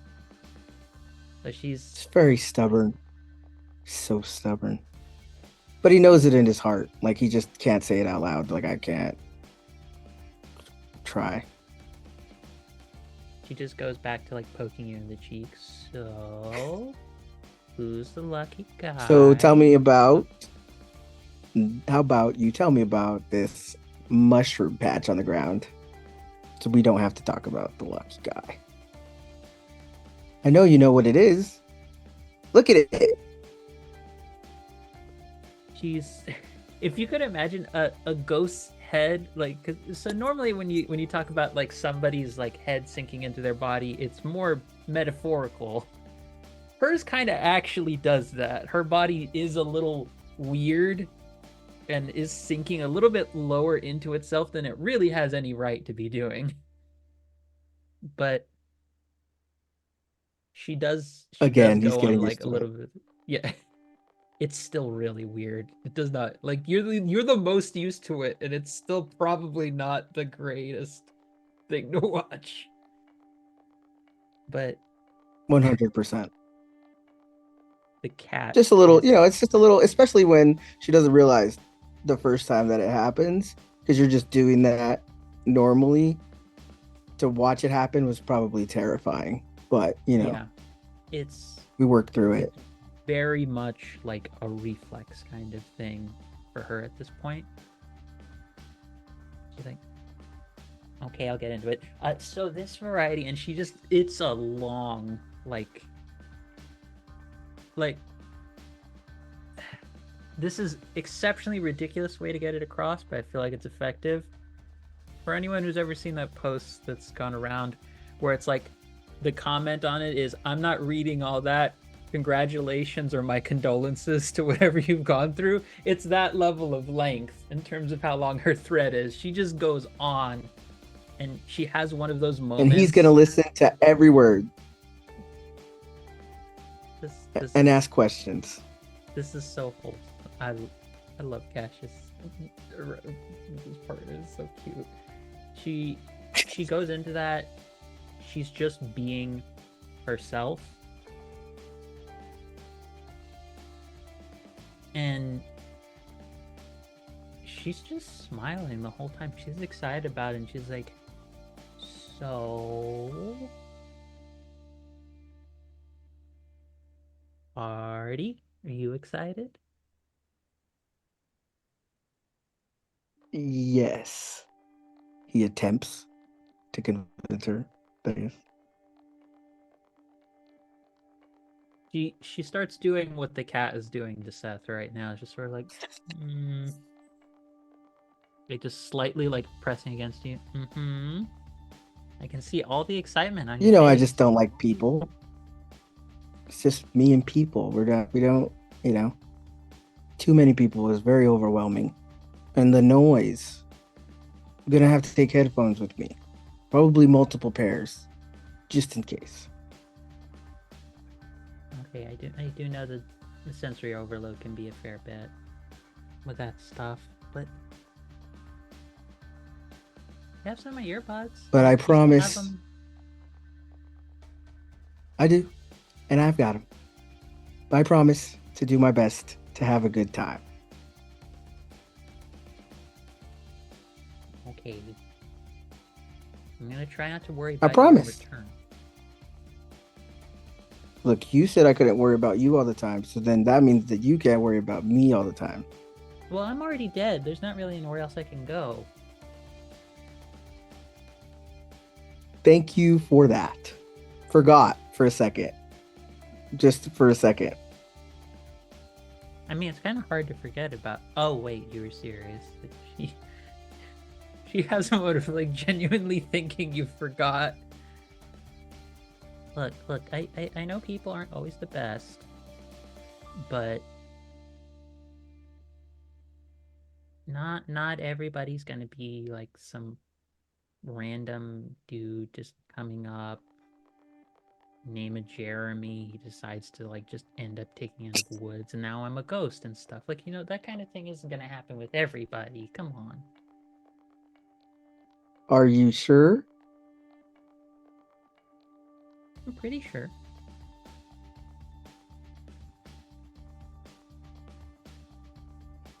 Do you know a Jeremy that's taking you into the woods? I mean, how do you think I ended up this way? Do you know if Jeremy's on the football team? Well, I don't know everybody on the football team. Well, now he has to get her a picture. We've got to figure out something. Okay. If you want to head out and go figure that out, I'm just gonna be floating around here for a bit. Yeah, okay. You'll be right here. I won't be long. Just have to run up to the house real quick. Okay. Yeah, and as you're going away, she does. By the way, what was the name of the guy your sister was interested in? Jeremy. Now we move from that scene.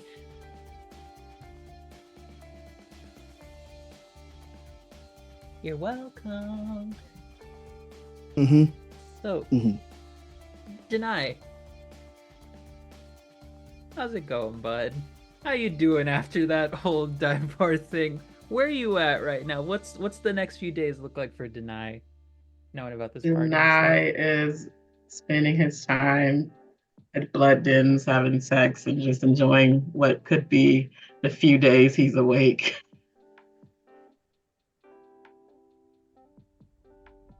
Very direct. That was not how I expected that to go. As he gets more blood in him, he becomes more himself. So he's filling himself right As now. the blood goes to several different places where they're exactly.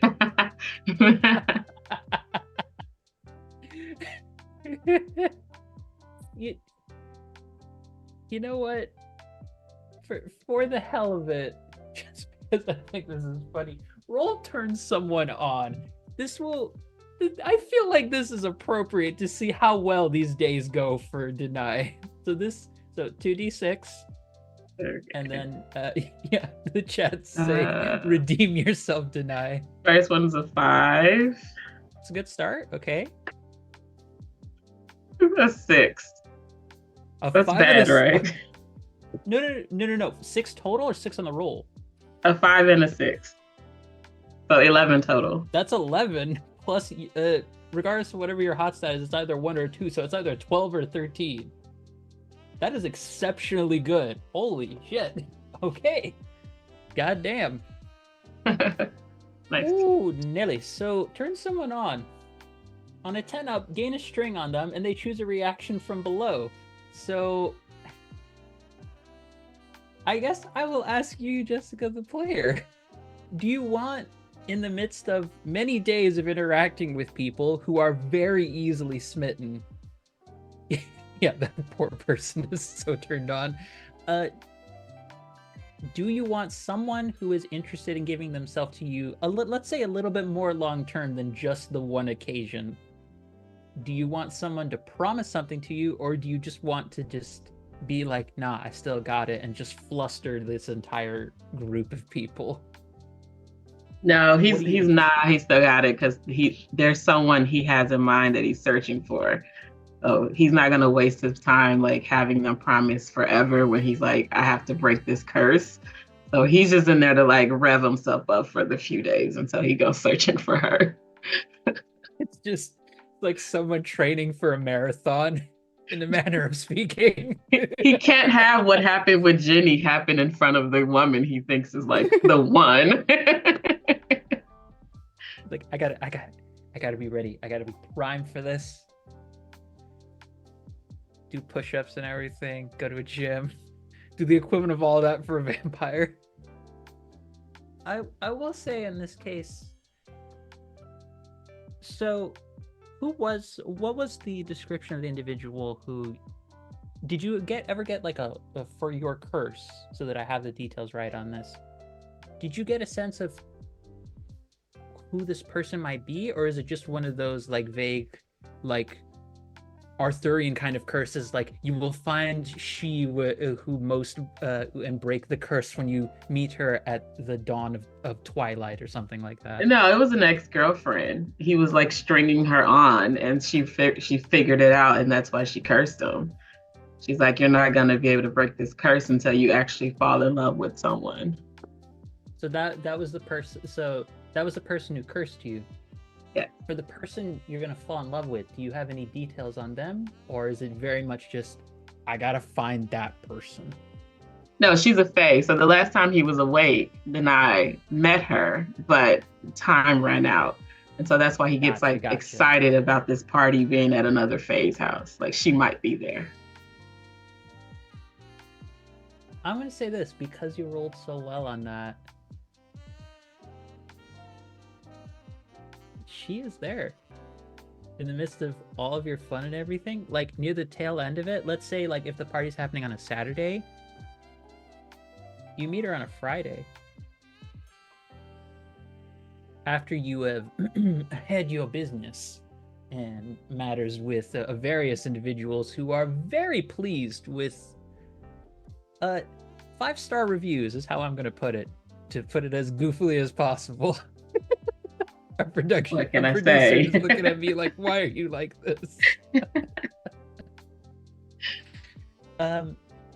You actually see her. Did you have a look in mind for her, or would you like me to give a look for her? The only thing I had in mind was purple eyes. So anything outside of purple eyes is what, have Okay. fun with that. Purple happens to be his favorite color. He's like a fan of Prince and stuff. So, that's why he sleeps in like the silk and stuff. I am currently pushing down the Dave Chappelle skit about Prince happening in my head right now. In fact, no. In fact, it's Faye Prince. I found Femme Prince is just Prince in a different era. That's basically what it is, but I know exactly what I want to do. So, I actually know a way to riff off of that.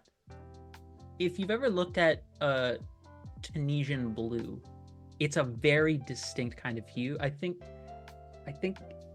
going off of the detail you gave me of like purple, her eyes take on a deep like kind of purple color, but she's wearing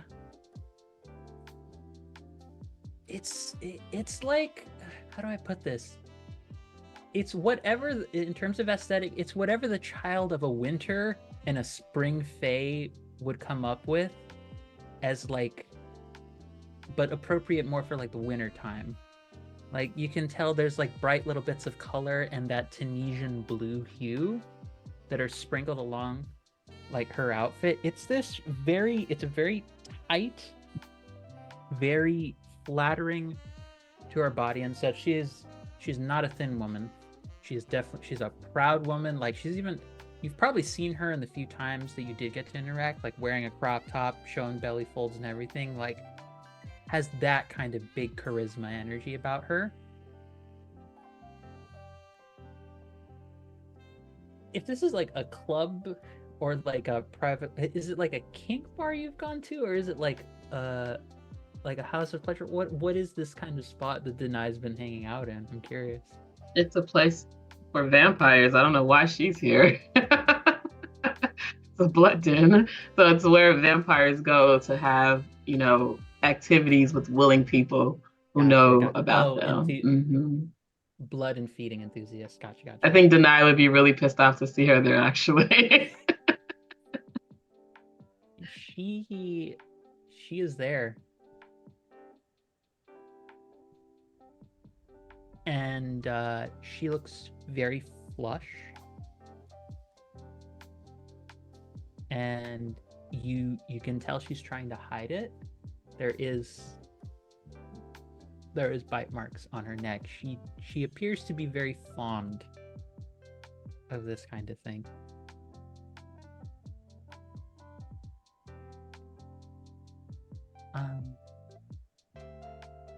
Why?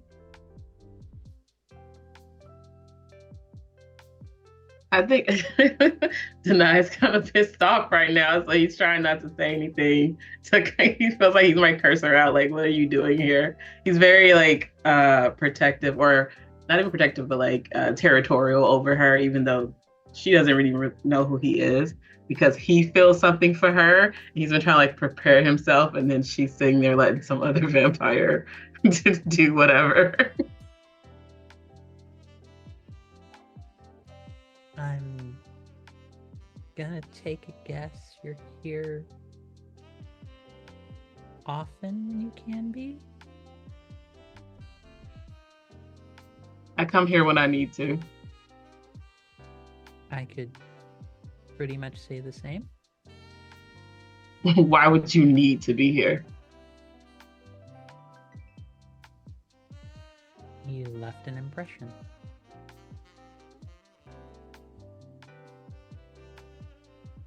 I didn't think you would remember me.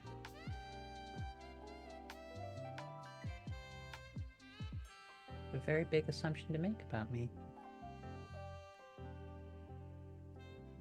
So you've come here looking for me for over a year, just letting any vampire do whatever to you? Well, one, they're very good at what they do. Number one. And number two, I was looking. I wanted your touch. And I was looking for something to tide me over.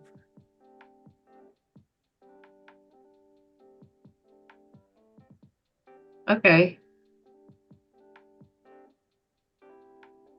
Well, I don't want to touch you. Not after what I've seen you do here.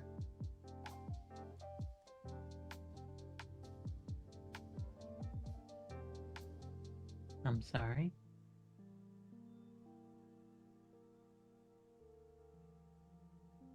You should be.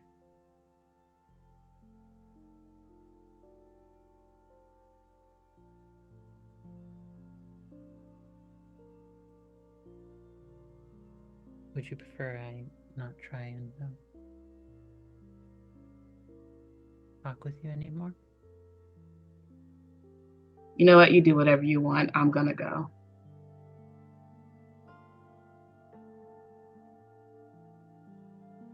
Understandable.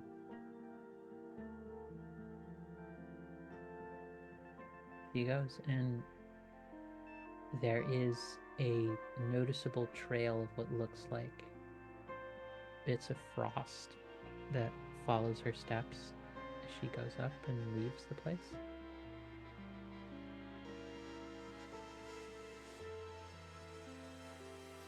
I think Denai gets like really angry, punches a hole in the wall. There's a very, like, the most butch vampire you have ever seen. She's like, hey, that takes us like 2 seconds to fix, but no, you know the rules. Don't break it. Don't break the walls. He backs off. He doesn't really want to have trouble with other vampires.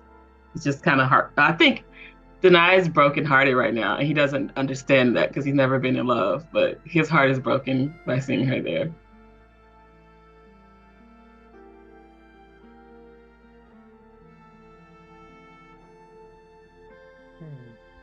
Trying to think. I feel like there should be a role here, but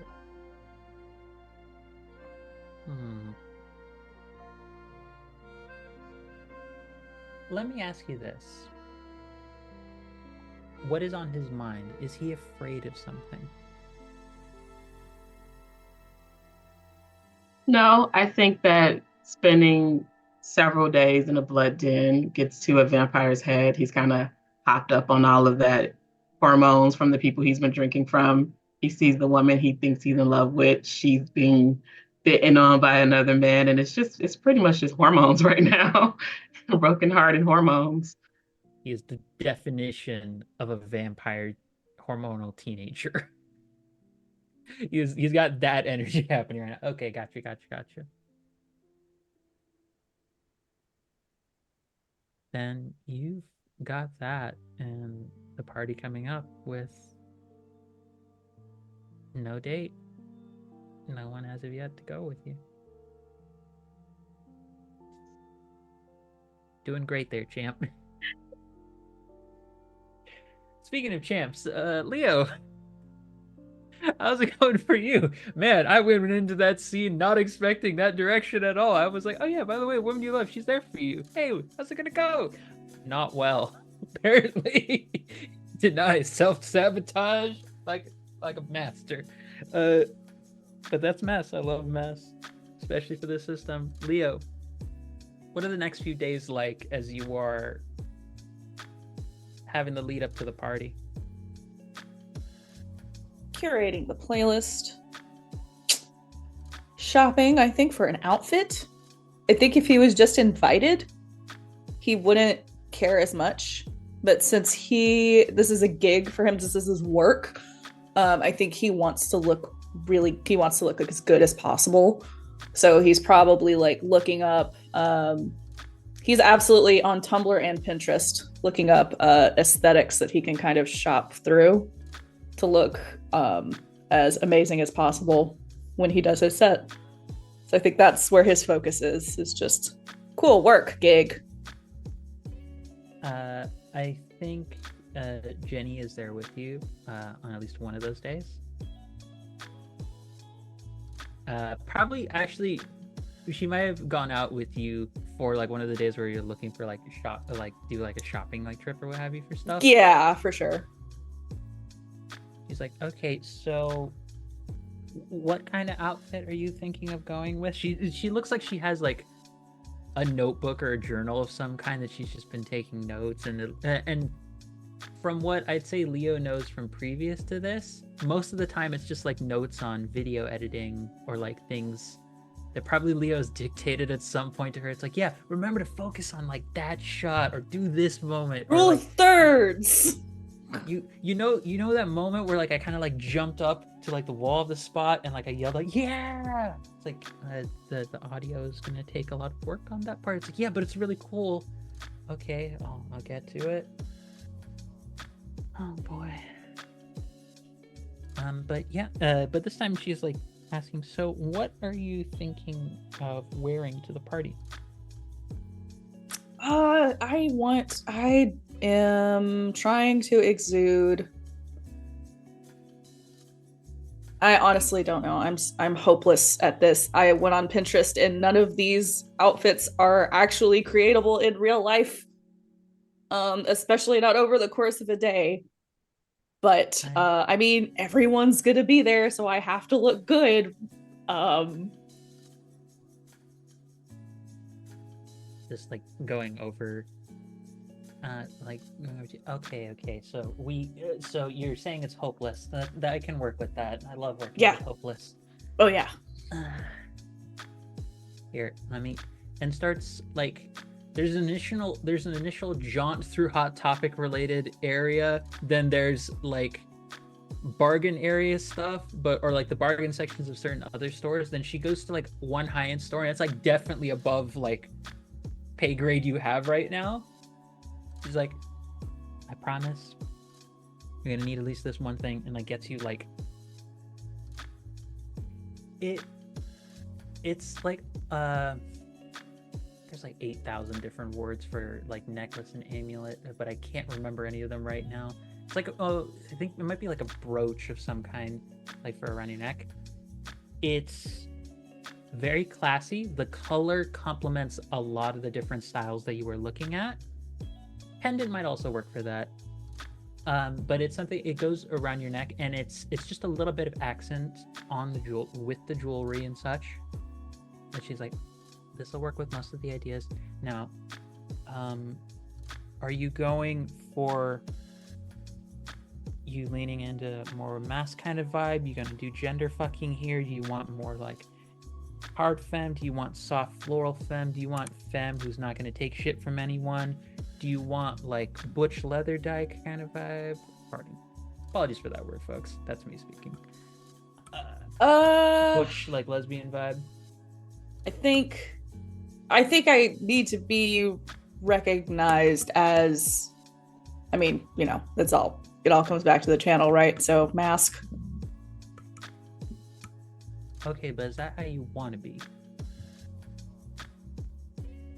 Oh God, I wasn't ready for this conversation. I don't even want to be here. I don't even want to shop right now. We're gonna get through this. Come on. You've literally climbed a whole bunch of like canyons and like gotten like aerial shots on some spots. Telling me if you want to wear a dress or a nice femme thing or not isn't the end of the world. Come on. I mean, the idea of fucking with gender actually appeals to me a lot, and that's really weird to say out loud. But I think he like opens up his Pinterest and like scrolls through, and it's a bunch of like androgyny like inspo in this like one little board that he's made secret.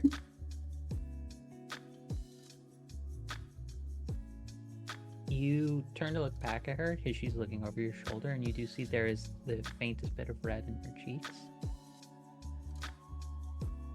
And she pauses for a second and is like, you would look good in pretty much everything there.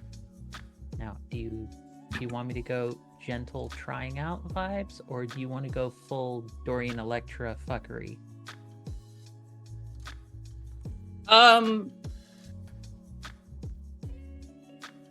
Honestly, I trust you. I don't know what I'm doing, but Okay, I then, feel I'm like you know what you're doing. Let's go. And like immediately Yeah, like, grabs thanks. you and pulls you over.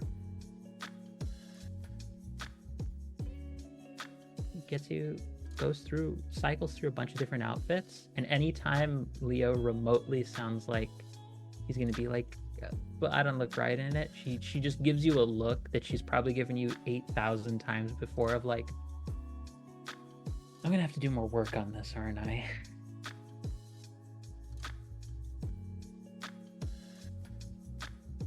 like come on, this is the 10th outfit we've tried where you've started with, but I don't look right in it. Let's skip the 5 minutes I'm gonna have to spend convincing you, and let's get on with it. I think he slowly but surely, and I do think it is a slow process for him, but I think eventually he does get worn down by that, because I think they've known each other for a long time and he knows what the back and forth is going to be like.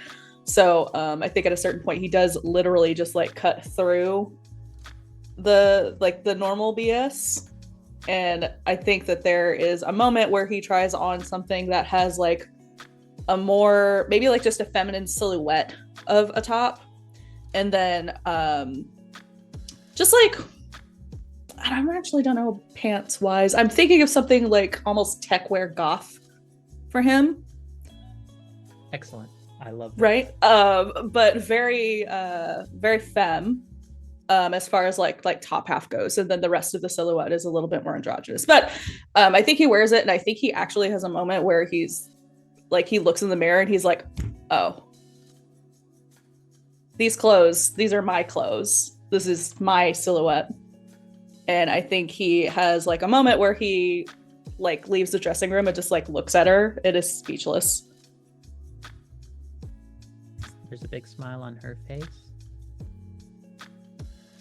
She is very happy. Like she doesn't have any of the usual like brusque, like kind of energy of sighing very much at Leo. It's just a rare moment of her being, you look great. I feel great. Good. Is this it? Is this the look? Is this what I'm wearing? I feel like this is definitely a look. I feel like this is it, right? Yeah. Now I can finally go pick out my outfit. Oh my god, I'm so sorry. I've taken up all your time.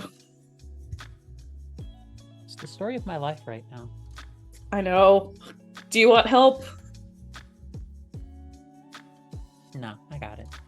Okay. And You're right. I'd be bad at it. She does go off, and she picks an exact complement to your outfit, like whatever aesthetic you ultimately chose. Like it, because if you went like the kind of like neo goth tech kind of femwear vibe, hers is actually a little bit more on the conservative side to kind of balance you out a little bit. Whatever her outfit is a direct compliment to yours. And you notice that she has a pendant as well that's the opposite color tone to yours. Where did you get these? Oh, my uncle works at that shop. Oh, what? Sick.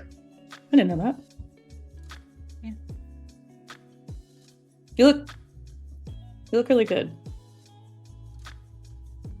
You look nice. Thank Don't make it weird. You look good. And I think he maybe flees. you. Actually, I'm gonna roll to run away. Yeah, I was about to. Jesus Christ. Gay panic. Shit. That is perfect for him. Runaway is alternatively should be described in this game as gay panic because that's kind of what it is. Well, Fuck, started I out great with a like- 1. Going well. It fell. Where did you go? If it's good, it counts. If it's not, then you can ignore it. I know, right? That's a. What do I add to runaway? Runaway is volatile, I believe. Volatile, so Yes. 4. 4. Remember, you do have the rerolls that folks have provided for you, so you want that to be a thing. We embrace growth and failure. Okay.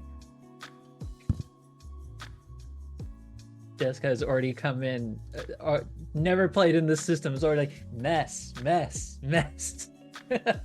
Well done. You have this moment of trying to get out of there. I'm gonna say I will choose which of these 3 happens into you. I'm gonna say you cause a big scene. So as you try and get away, you run directly into a store clerk who was about to pass by with a rack of clothing and just knock over the entire set of clothing. What are the Looney Tunes? And you just see someone who's probably been working there a decent amount of time. Just hear him muttering, "I'm 2 days away from retirement. This is not what I wanted to deal with." Just has a look of a man who's ready to lose his shit and is staring at you with a why. I think Leo apologizes profusely, but is still more afraid of confronting feels than actually dealing with this clerk. So he immediately gets down and tries to start putting clothes back on hangers. Is probably doing it wrong because they have a system or whatever, but is trying to help and is probably making it worse as he does so. The store clerk is actually getting more and more irate. Jenny just sort of she sighs deeply. It's we're back to this again. And she goes over and she talks to the store clerk for just a few moments. And you overhear her the way she's talking. And you feel yourself lost in the sound, cadence, and the rhythm of how she speaks. You feel pulled out of this moment entirely. Leo, I'd like you to gaze into the abyss. And I want you to roll with dark. This'll go well. Let's see. 4. And a awesome. Remind me again, what's the modifier? Dark. So 7. 7. Not bad. On a 7 to 9, the abyss shows you confusing and alarming visions, but you get your answer nonetheless. So what I'm going to say is that for sorting out your own feelings, whether it's towards her or I'm trying new gender, this is weird, this is alarming, maybe nah, you you have a vision of yourself at the party. You see yourself behind like the whole setup, building up to a drop. Like it is gonna hit and then it just bombs. It's just like whatever you're building up to. Like some folks are into it, like there's some genuine enthusiasm, but it's nowhere near the hype you were hoping to generate for it. And it's a very rare moment of just feeling very disappointed in how you've done. But you have this moment also of seeing Jenny in a much more avian form, publicly out and about in the party. And she takes over your set, like in that moment, like she has your back. And she kind of cues you in to go and dance on the dance floor. And there is a moment of however you chose to be dressed, the party, you feel nothing but alive and happy. And you can see Jenny keeping her own set going, transitioning it very smoothly from yours. She's looking at you with nothing but a mix of adoration and ferocity. I will say this. It is a look best described by the phrase, "I will eat you alive."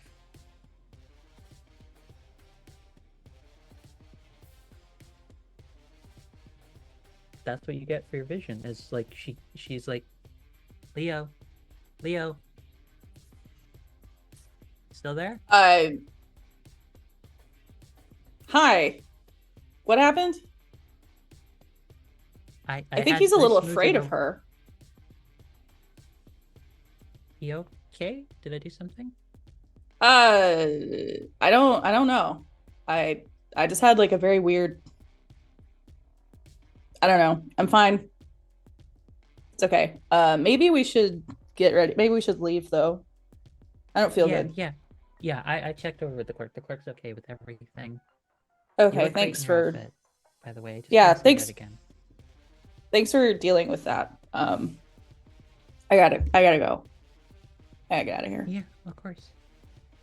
I think he maybe doesn't flee in the same way that I have to roll, but I think he does like say his cordial goodbyes to her in a very awkward manner, and maybe just kind of like ditches her in an attempt to not confront any of that. I'm like, we're putting that in a box, setting it in the feelings section of my all head. 3 of these things that just occurred.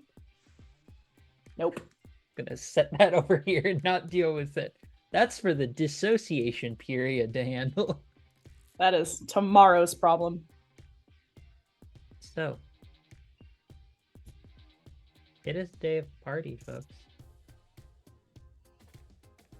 As our last little bit of scenes to leave us on a nice moment, or maybe messy moment, because this whole thing has been mess. We're going into this party and this massive ass household of Mary Elizabeth, the daughter of Titania's place. How's everyone get ready? It's the day of. What do you do? What's on your mind? What's your focus? What's your goal going in? And we'll check in next session when that happens. If you managed to meet that goal, or if you decided, nah, fuck that, I'm gonna go do something else. But let's start with Cassius.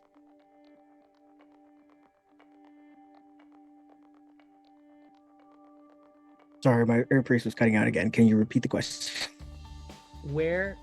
How does Cassius get ready for everything for the party? It's the day of. What's on his mind? What's his goal? What's his focus? Is he getting like nice and snazzy, or is he just like thinking about stuff right now? Yeah, panic. He's definitely in full panic mode. He probably hasn't slept He probably has at least, started his little investigation here.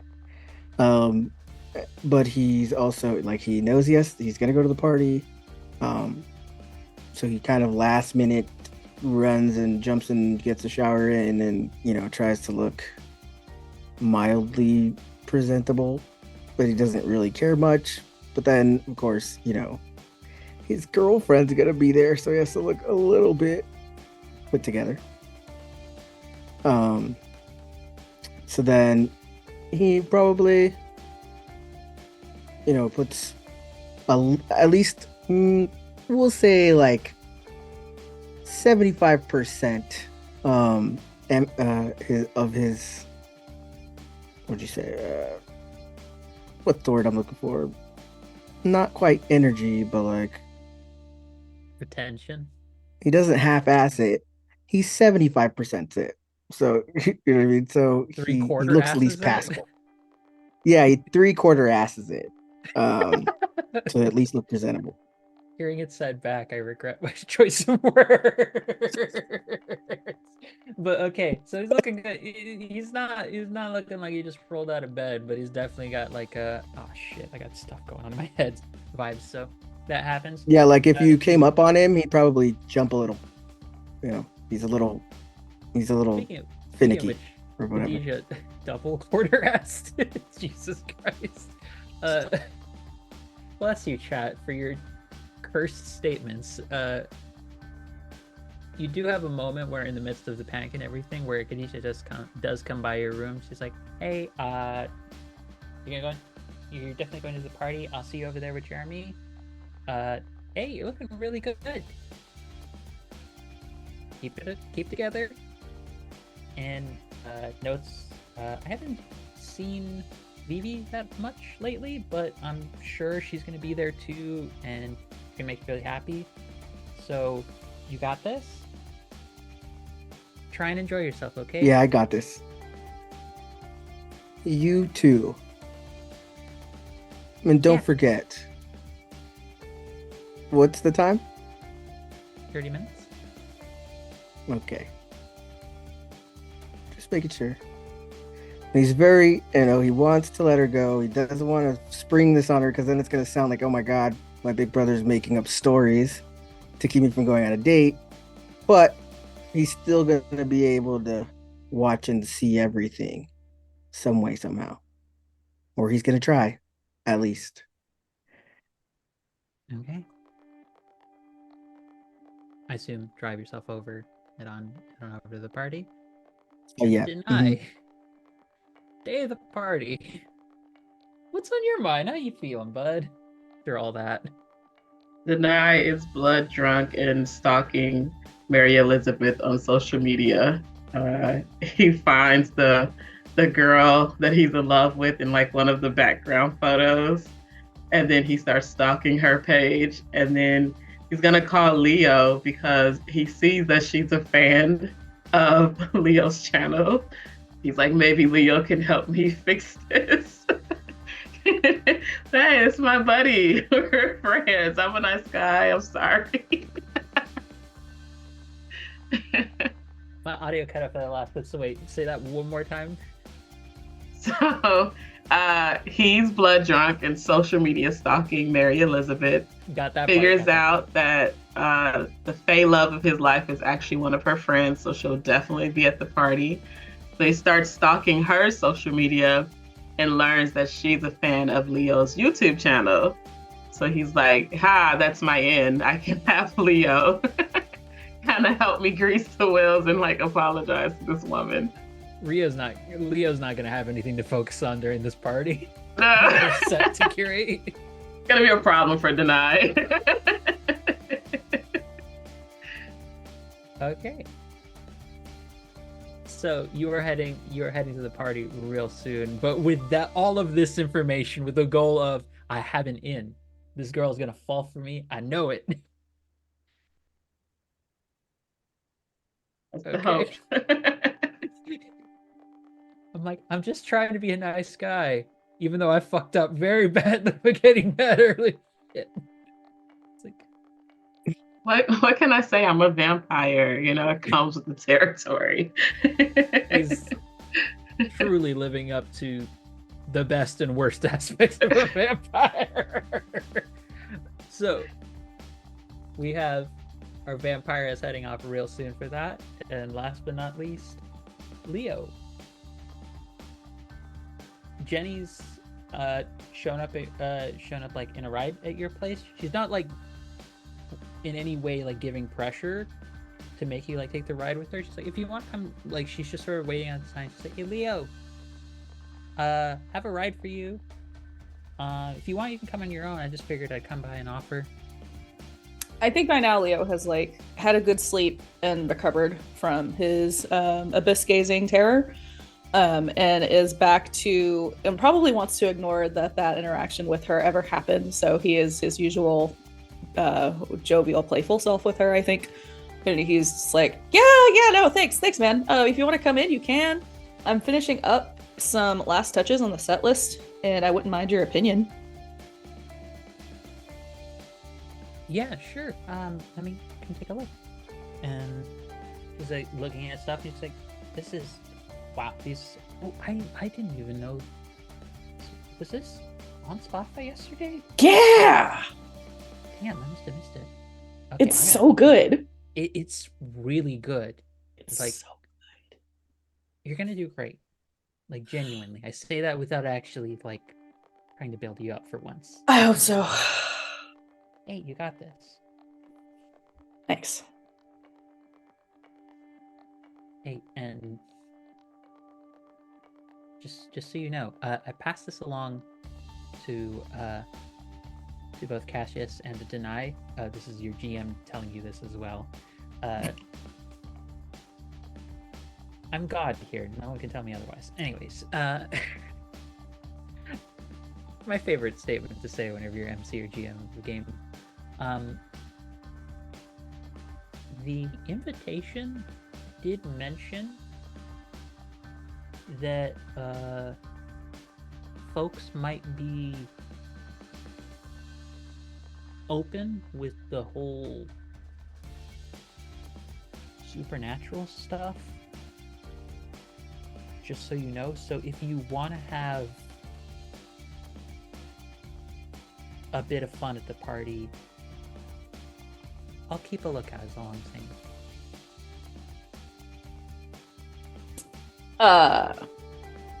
Noted.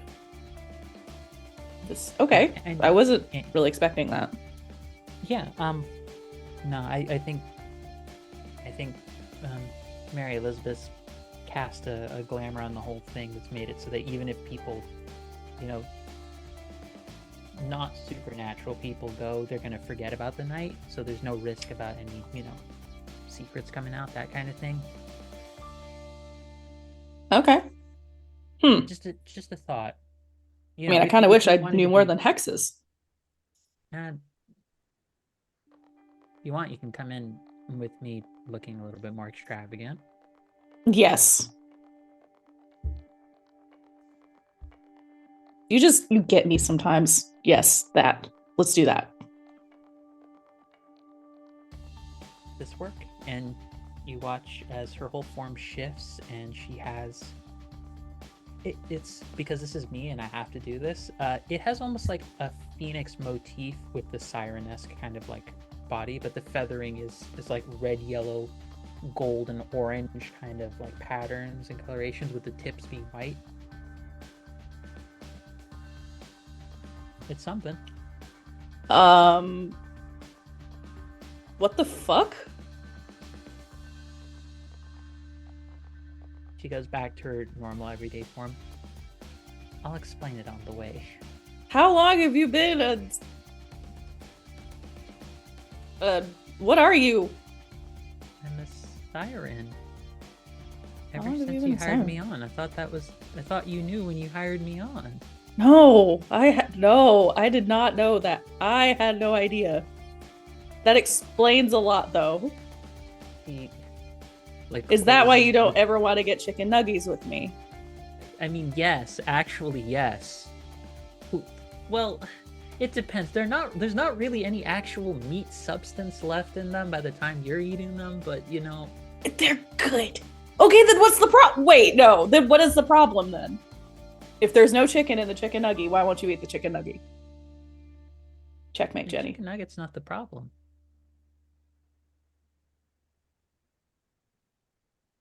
I can't. Increasingly red face. Just like, we're gonna be late. Let's go. All right, fine. It's very clear something about you in particular asking her to go get food with her is definitely getting to her. Seth gets this. But Leo Seth does not. understands. So, as we arrive at the eve of the party start, that is where we are going to close for tonight, folks. For part 1 of our novel adventure series, starting off with MonsterHearts 2 Blood and Chocolate. So, we are going to get into even more messiness next week, as our part 2 is going to be happening live over then, same time that we started here. It was 5 p.m. EST, so 8 p.m. EST, pardon. I'm forgetting things, because I'm a PST person. I am a heathen and a heretic, gladly and proudly. So 8 p.m. EST, 5 p.m. PST for folks who are on the West Coast and such. Thank you to everyone who has donated so far. You've already been helping contribute to some mess with our players, and what will surely be even more mess next week, as this table is fantastic. And I'm going to let everyone go around and do like a quick plug of just an upcoming project, or if you just want to show your cats like Seth might do. But before I do that, I want to make a quick note for what's happening on this channel, Sword and Key specifically. So, this week in Sword and Key has the return of Horizon's Call, Season 4 starting at 3 p.m. Pacific, 6 p.m. EST tomorrow. So, it's going to be lovely to have that back. Sunday at 10 a.m. Pacific, we have Deathmatch Island, followed by Harbingers at 3 p.m.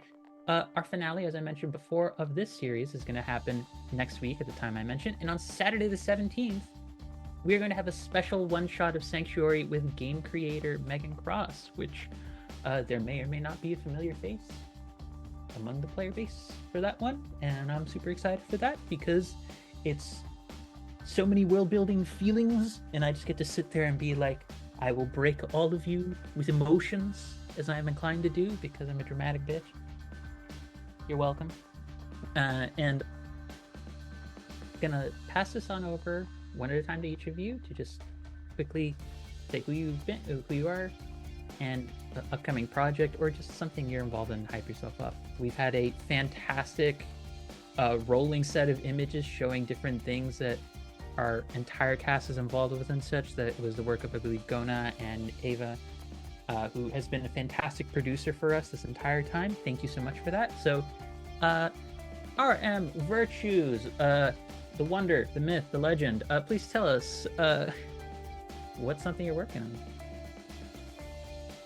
on. So you can find all of my information at rmvirtues.com.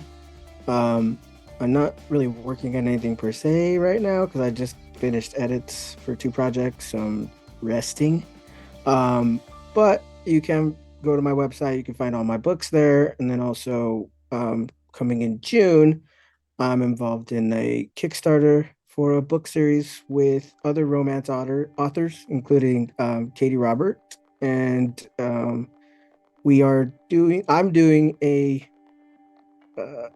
3 Bears, so Goldilocks and the 3 Bears remix, retelling something of that nature to that. And it's basically 6 books that all take place at an auction. At an auction house. So they're all there for 3 days. And it's basically one world and then 6 different books with 6 different pairings. And so it's kind of cool. It's a really cool group project. So we're doing the Kickstarter for that in June. And you can find that the pre-launch page on my website. It's on the homepage at the bottom. And then you can also sign up for my newsletter there to get updates. And yeah. And then I'm also mainly on Twitter and Instagram. You can find me at RM Virtues. Fantastic. So everyone, once all those come out, you're buying them, you're supporting the Kickstarter, and you're just gonna like overwhelm them with all that support. Other person who we're gonna have to overwhelm with support is our international bestseller and fantastic author, first-time player to TTRPG and phenomenal at it. Like everyone literally clapped for both RM and Jessica, first time doing so well. Jessica, who are tell us something else that you're working on, or you just finished. Just take it away. I am preparing for event time, actually for one of the shared worlds that I launched. It's myself and 6 other Black women of fantasy who wrote in a world together that's governed by a goddess who punishes those who disrespect her world. So dark fantasy, awesomeness. Also preparing for the launch of my monster romance. I accidentally summoned a demon boyfriend. That comes out May 24th. You can find out information about both of those projects on my website, jessicacage.com. We'll also be having a Kickstarter in April for custom special edition boxes for that set. It may or may not include some adult-friendly content.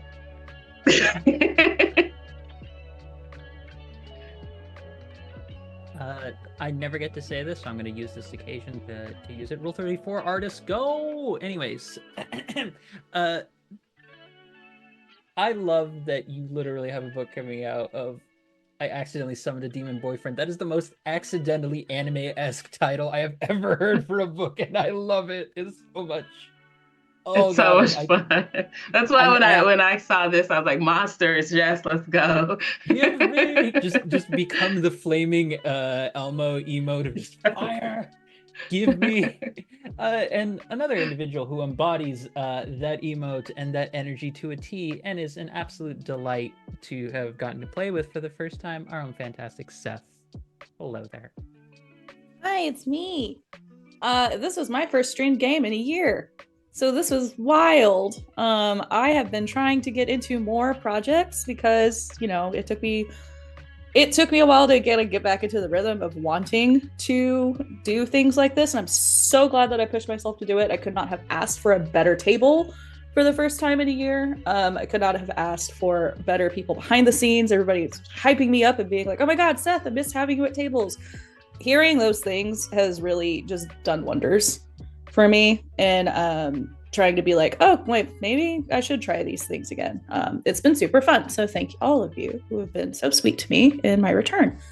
As far as like stuff I'm doing, I don't really be doing much, y'all. I work, I play a lot of Tekken, and I do have, now that things are kind of congealing and settling, I've got my new place and everything, I do want to get back into some of my, if you guys are friends with me, you know which ones I'm talking about. I do want to write my chaotic RPGs that I have been in the works for like 2 years. I genuinely am kind of starting work on those. I also have an Attack on Titan homebrew that I'm hoping to test at some point soon, because I am just gotta. Other than that, you can find me on Instagram. I don't have Twitter anymore, but you can find me on Instagram. I'm Seth.mp3, because y'all keep trying to play me. I'm just kidding. I just wanted to say that. You can find me on Instagram. Hit me up there. Thanks. I love this table so much. That was such easily one of the best ways to end off talking about yourself, I've heard. Also, you can message me for collabs on writing, because I would be very happy to be involved with that. But for those of you who do not know me, my name is Angela Lemus-Mogrovejo. I use she, her pronouns. I am the creative director for Girls Write These World, and part of the Directors Council as the head of safety for Girls Run These World. Both of which, one is a streaming channel and the other is our own publication wing of said streaming channel, devoted to supporting women and primarily identifying and those who are aligned with femininity. I know it's a lot of words, but it's basically saying like we understand the multiplicity of how the feminine emerges for different people and gendered identities that aren't just like cis, and that even within transness and non-binariness are complicated. We would love to see more folks just apply there. We would love to see folks like Seth coming back in and be like, hey, we'll happily have you on more shows that we're going to be putting out soon. And hell, if you can make it possibly, join my Numenera game that I'm still casting right now. I'm running a Horizon Zero Dawn Wind Waker / Skyward Sword inspired world in the Numenera system. Just saying. There's giant burbs. Come on. There's a giant mechanical burb. I will even spoil something from the first session. There is a giant storm bird just made out of electricity and thunder sounds. Just, you need more temptation, but also folks who, this is a thing my partners push me to, so this will be the last thing I say on hyping myself up. I'm getting back into creating music for TTRPG themed campaigns and such. I write, produce, and record and produce and edit all of my own original musical tracks, and you can commission me to do that for your table, whether it be for a channel or it be for an ongoing series somewhere. I have, oh god, when did I start playing music? I started playing it in 2007. That was 17 years ago. God. Okay. I have been playing music for 17 years. So you have that. And I'm technically trained by a classical guitarist as well as having blues, jazz, and other influences on my style. Mostly jazz and blues now, but hire me, pay me, help me. But on that note, thank you everyone who's tuned in. Thank you for being here for the mess and the ferality of our players, and what is certainly going to be next week, even more of that as we get into this full-on party. Will Leo discover that he's found a siren who is super hot for him? Cassius, discover what happened with Jeremy and his girlfriend, and are we going to see a wolf full ferality transformation that is just gonna see at least somebody against a wall broken? Take that however you will, viewers. And Deny, let's just see what happens with Deny. What is gonna happen? We don't know. We're gonna see what the dice and the story tells us. But thank you, everybody. Have a fantastic weekend. Much love to you. And remember, keep the story feral, whether it be in your own games or in your life. Indulge in a little bit of the fun, if you can. Take care, gorgeous. We love you, and we'll see you next week, as we are going to be reading, I believe, Hey Nilly is on right now, so we are going to be heading over there. Take care, folks. Enjoy it. Do you feel my heartbeat when you're dancing at night? I feel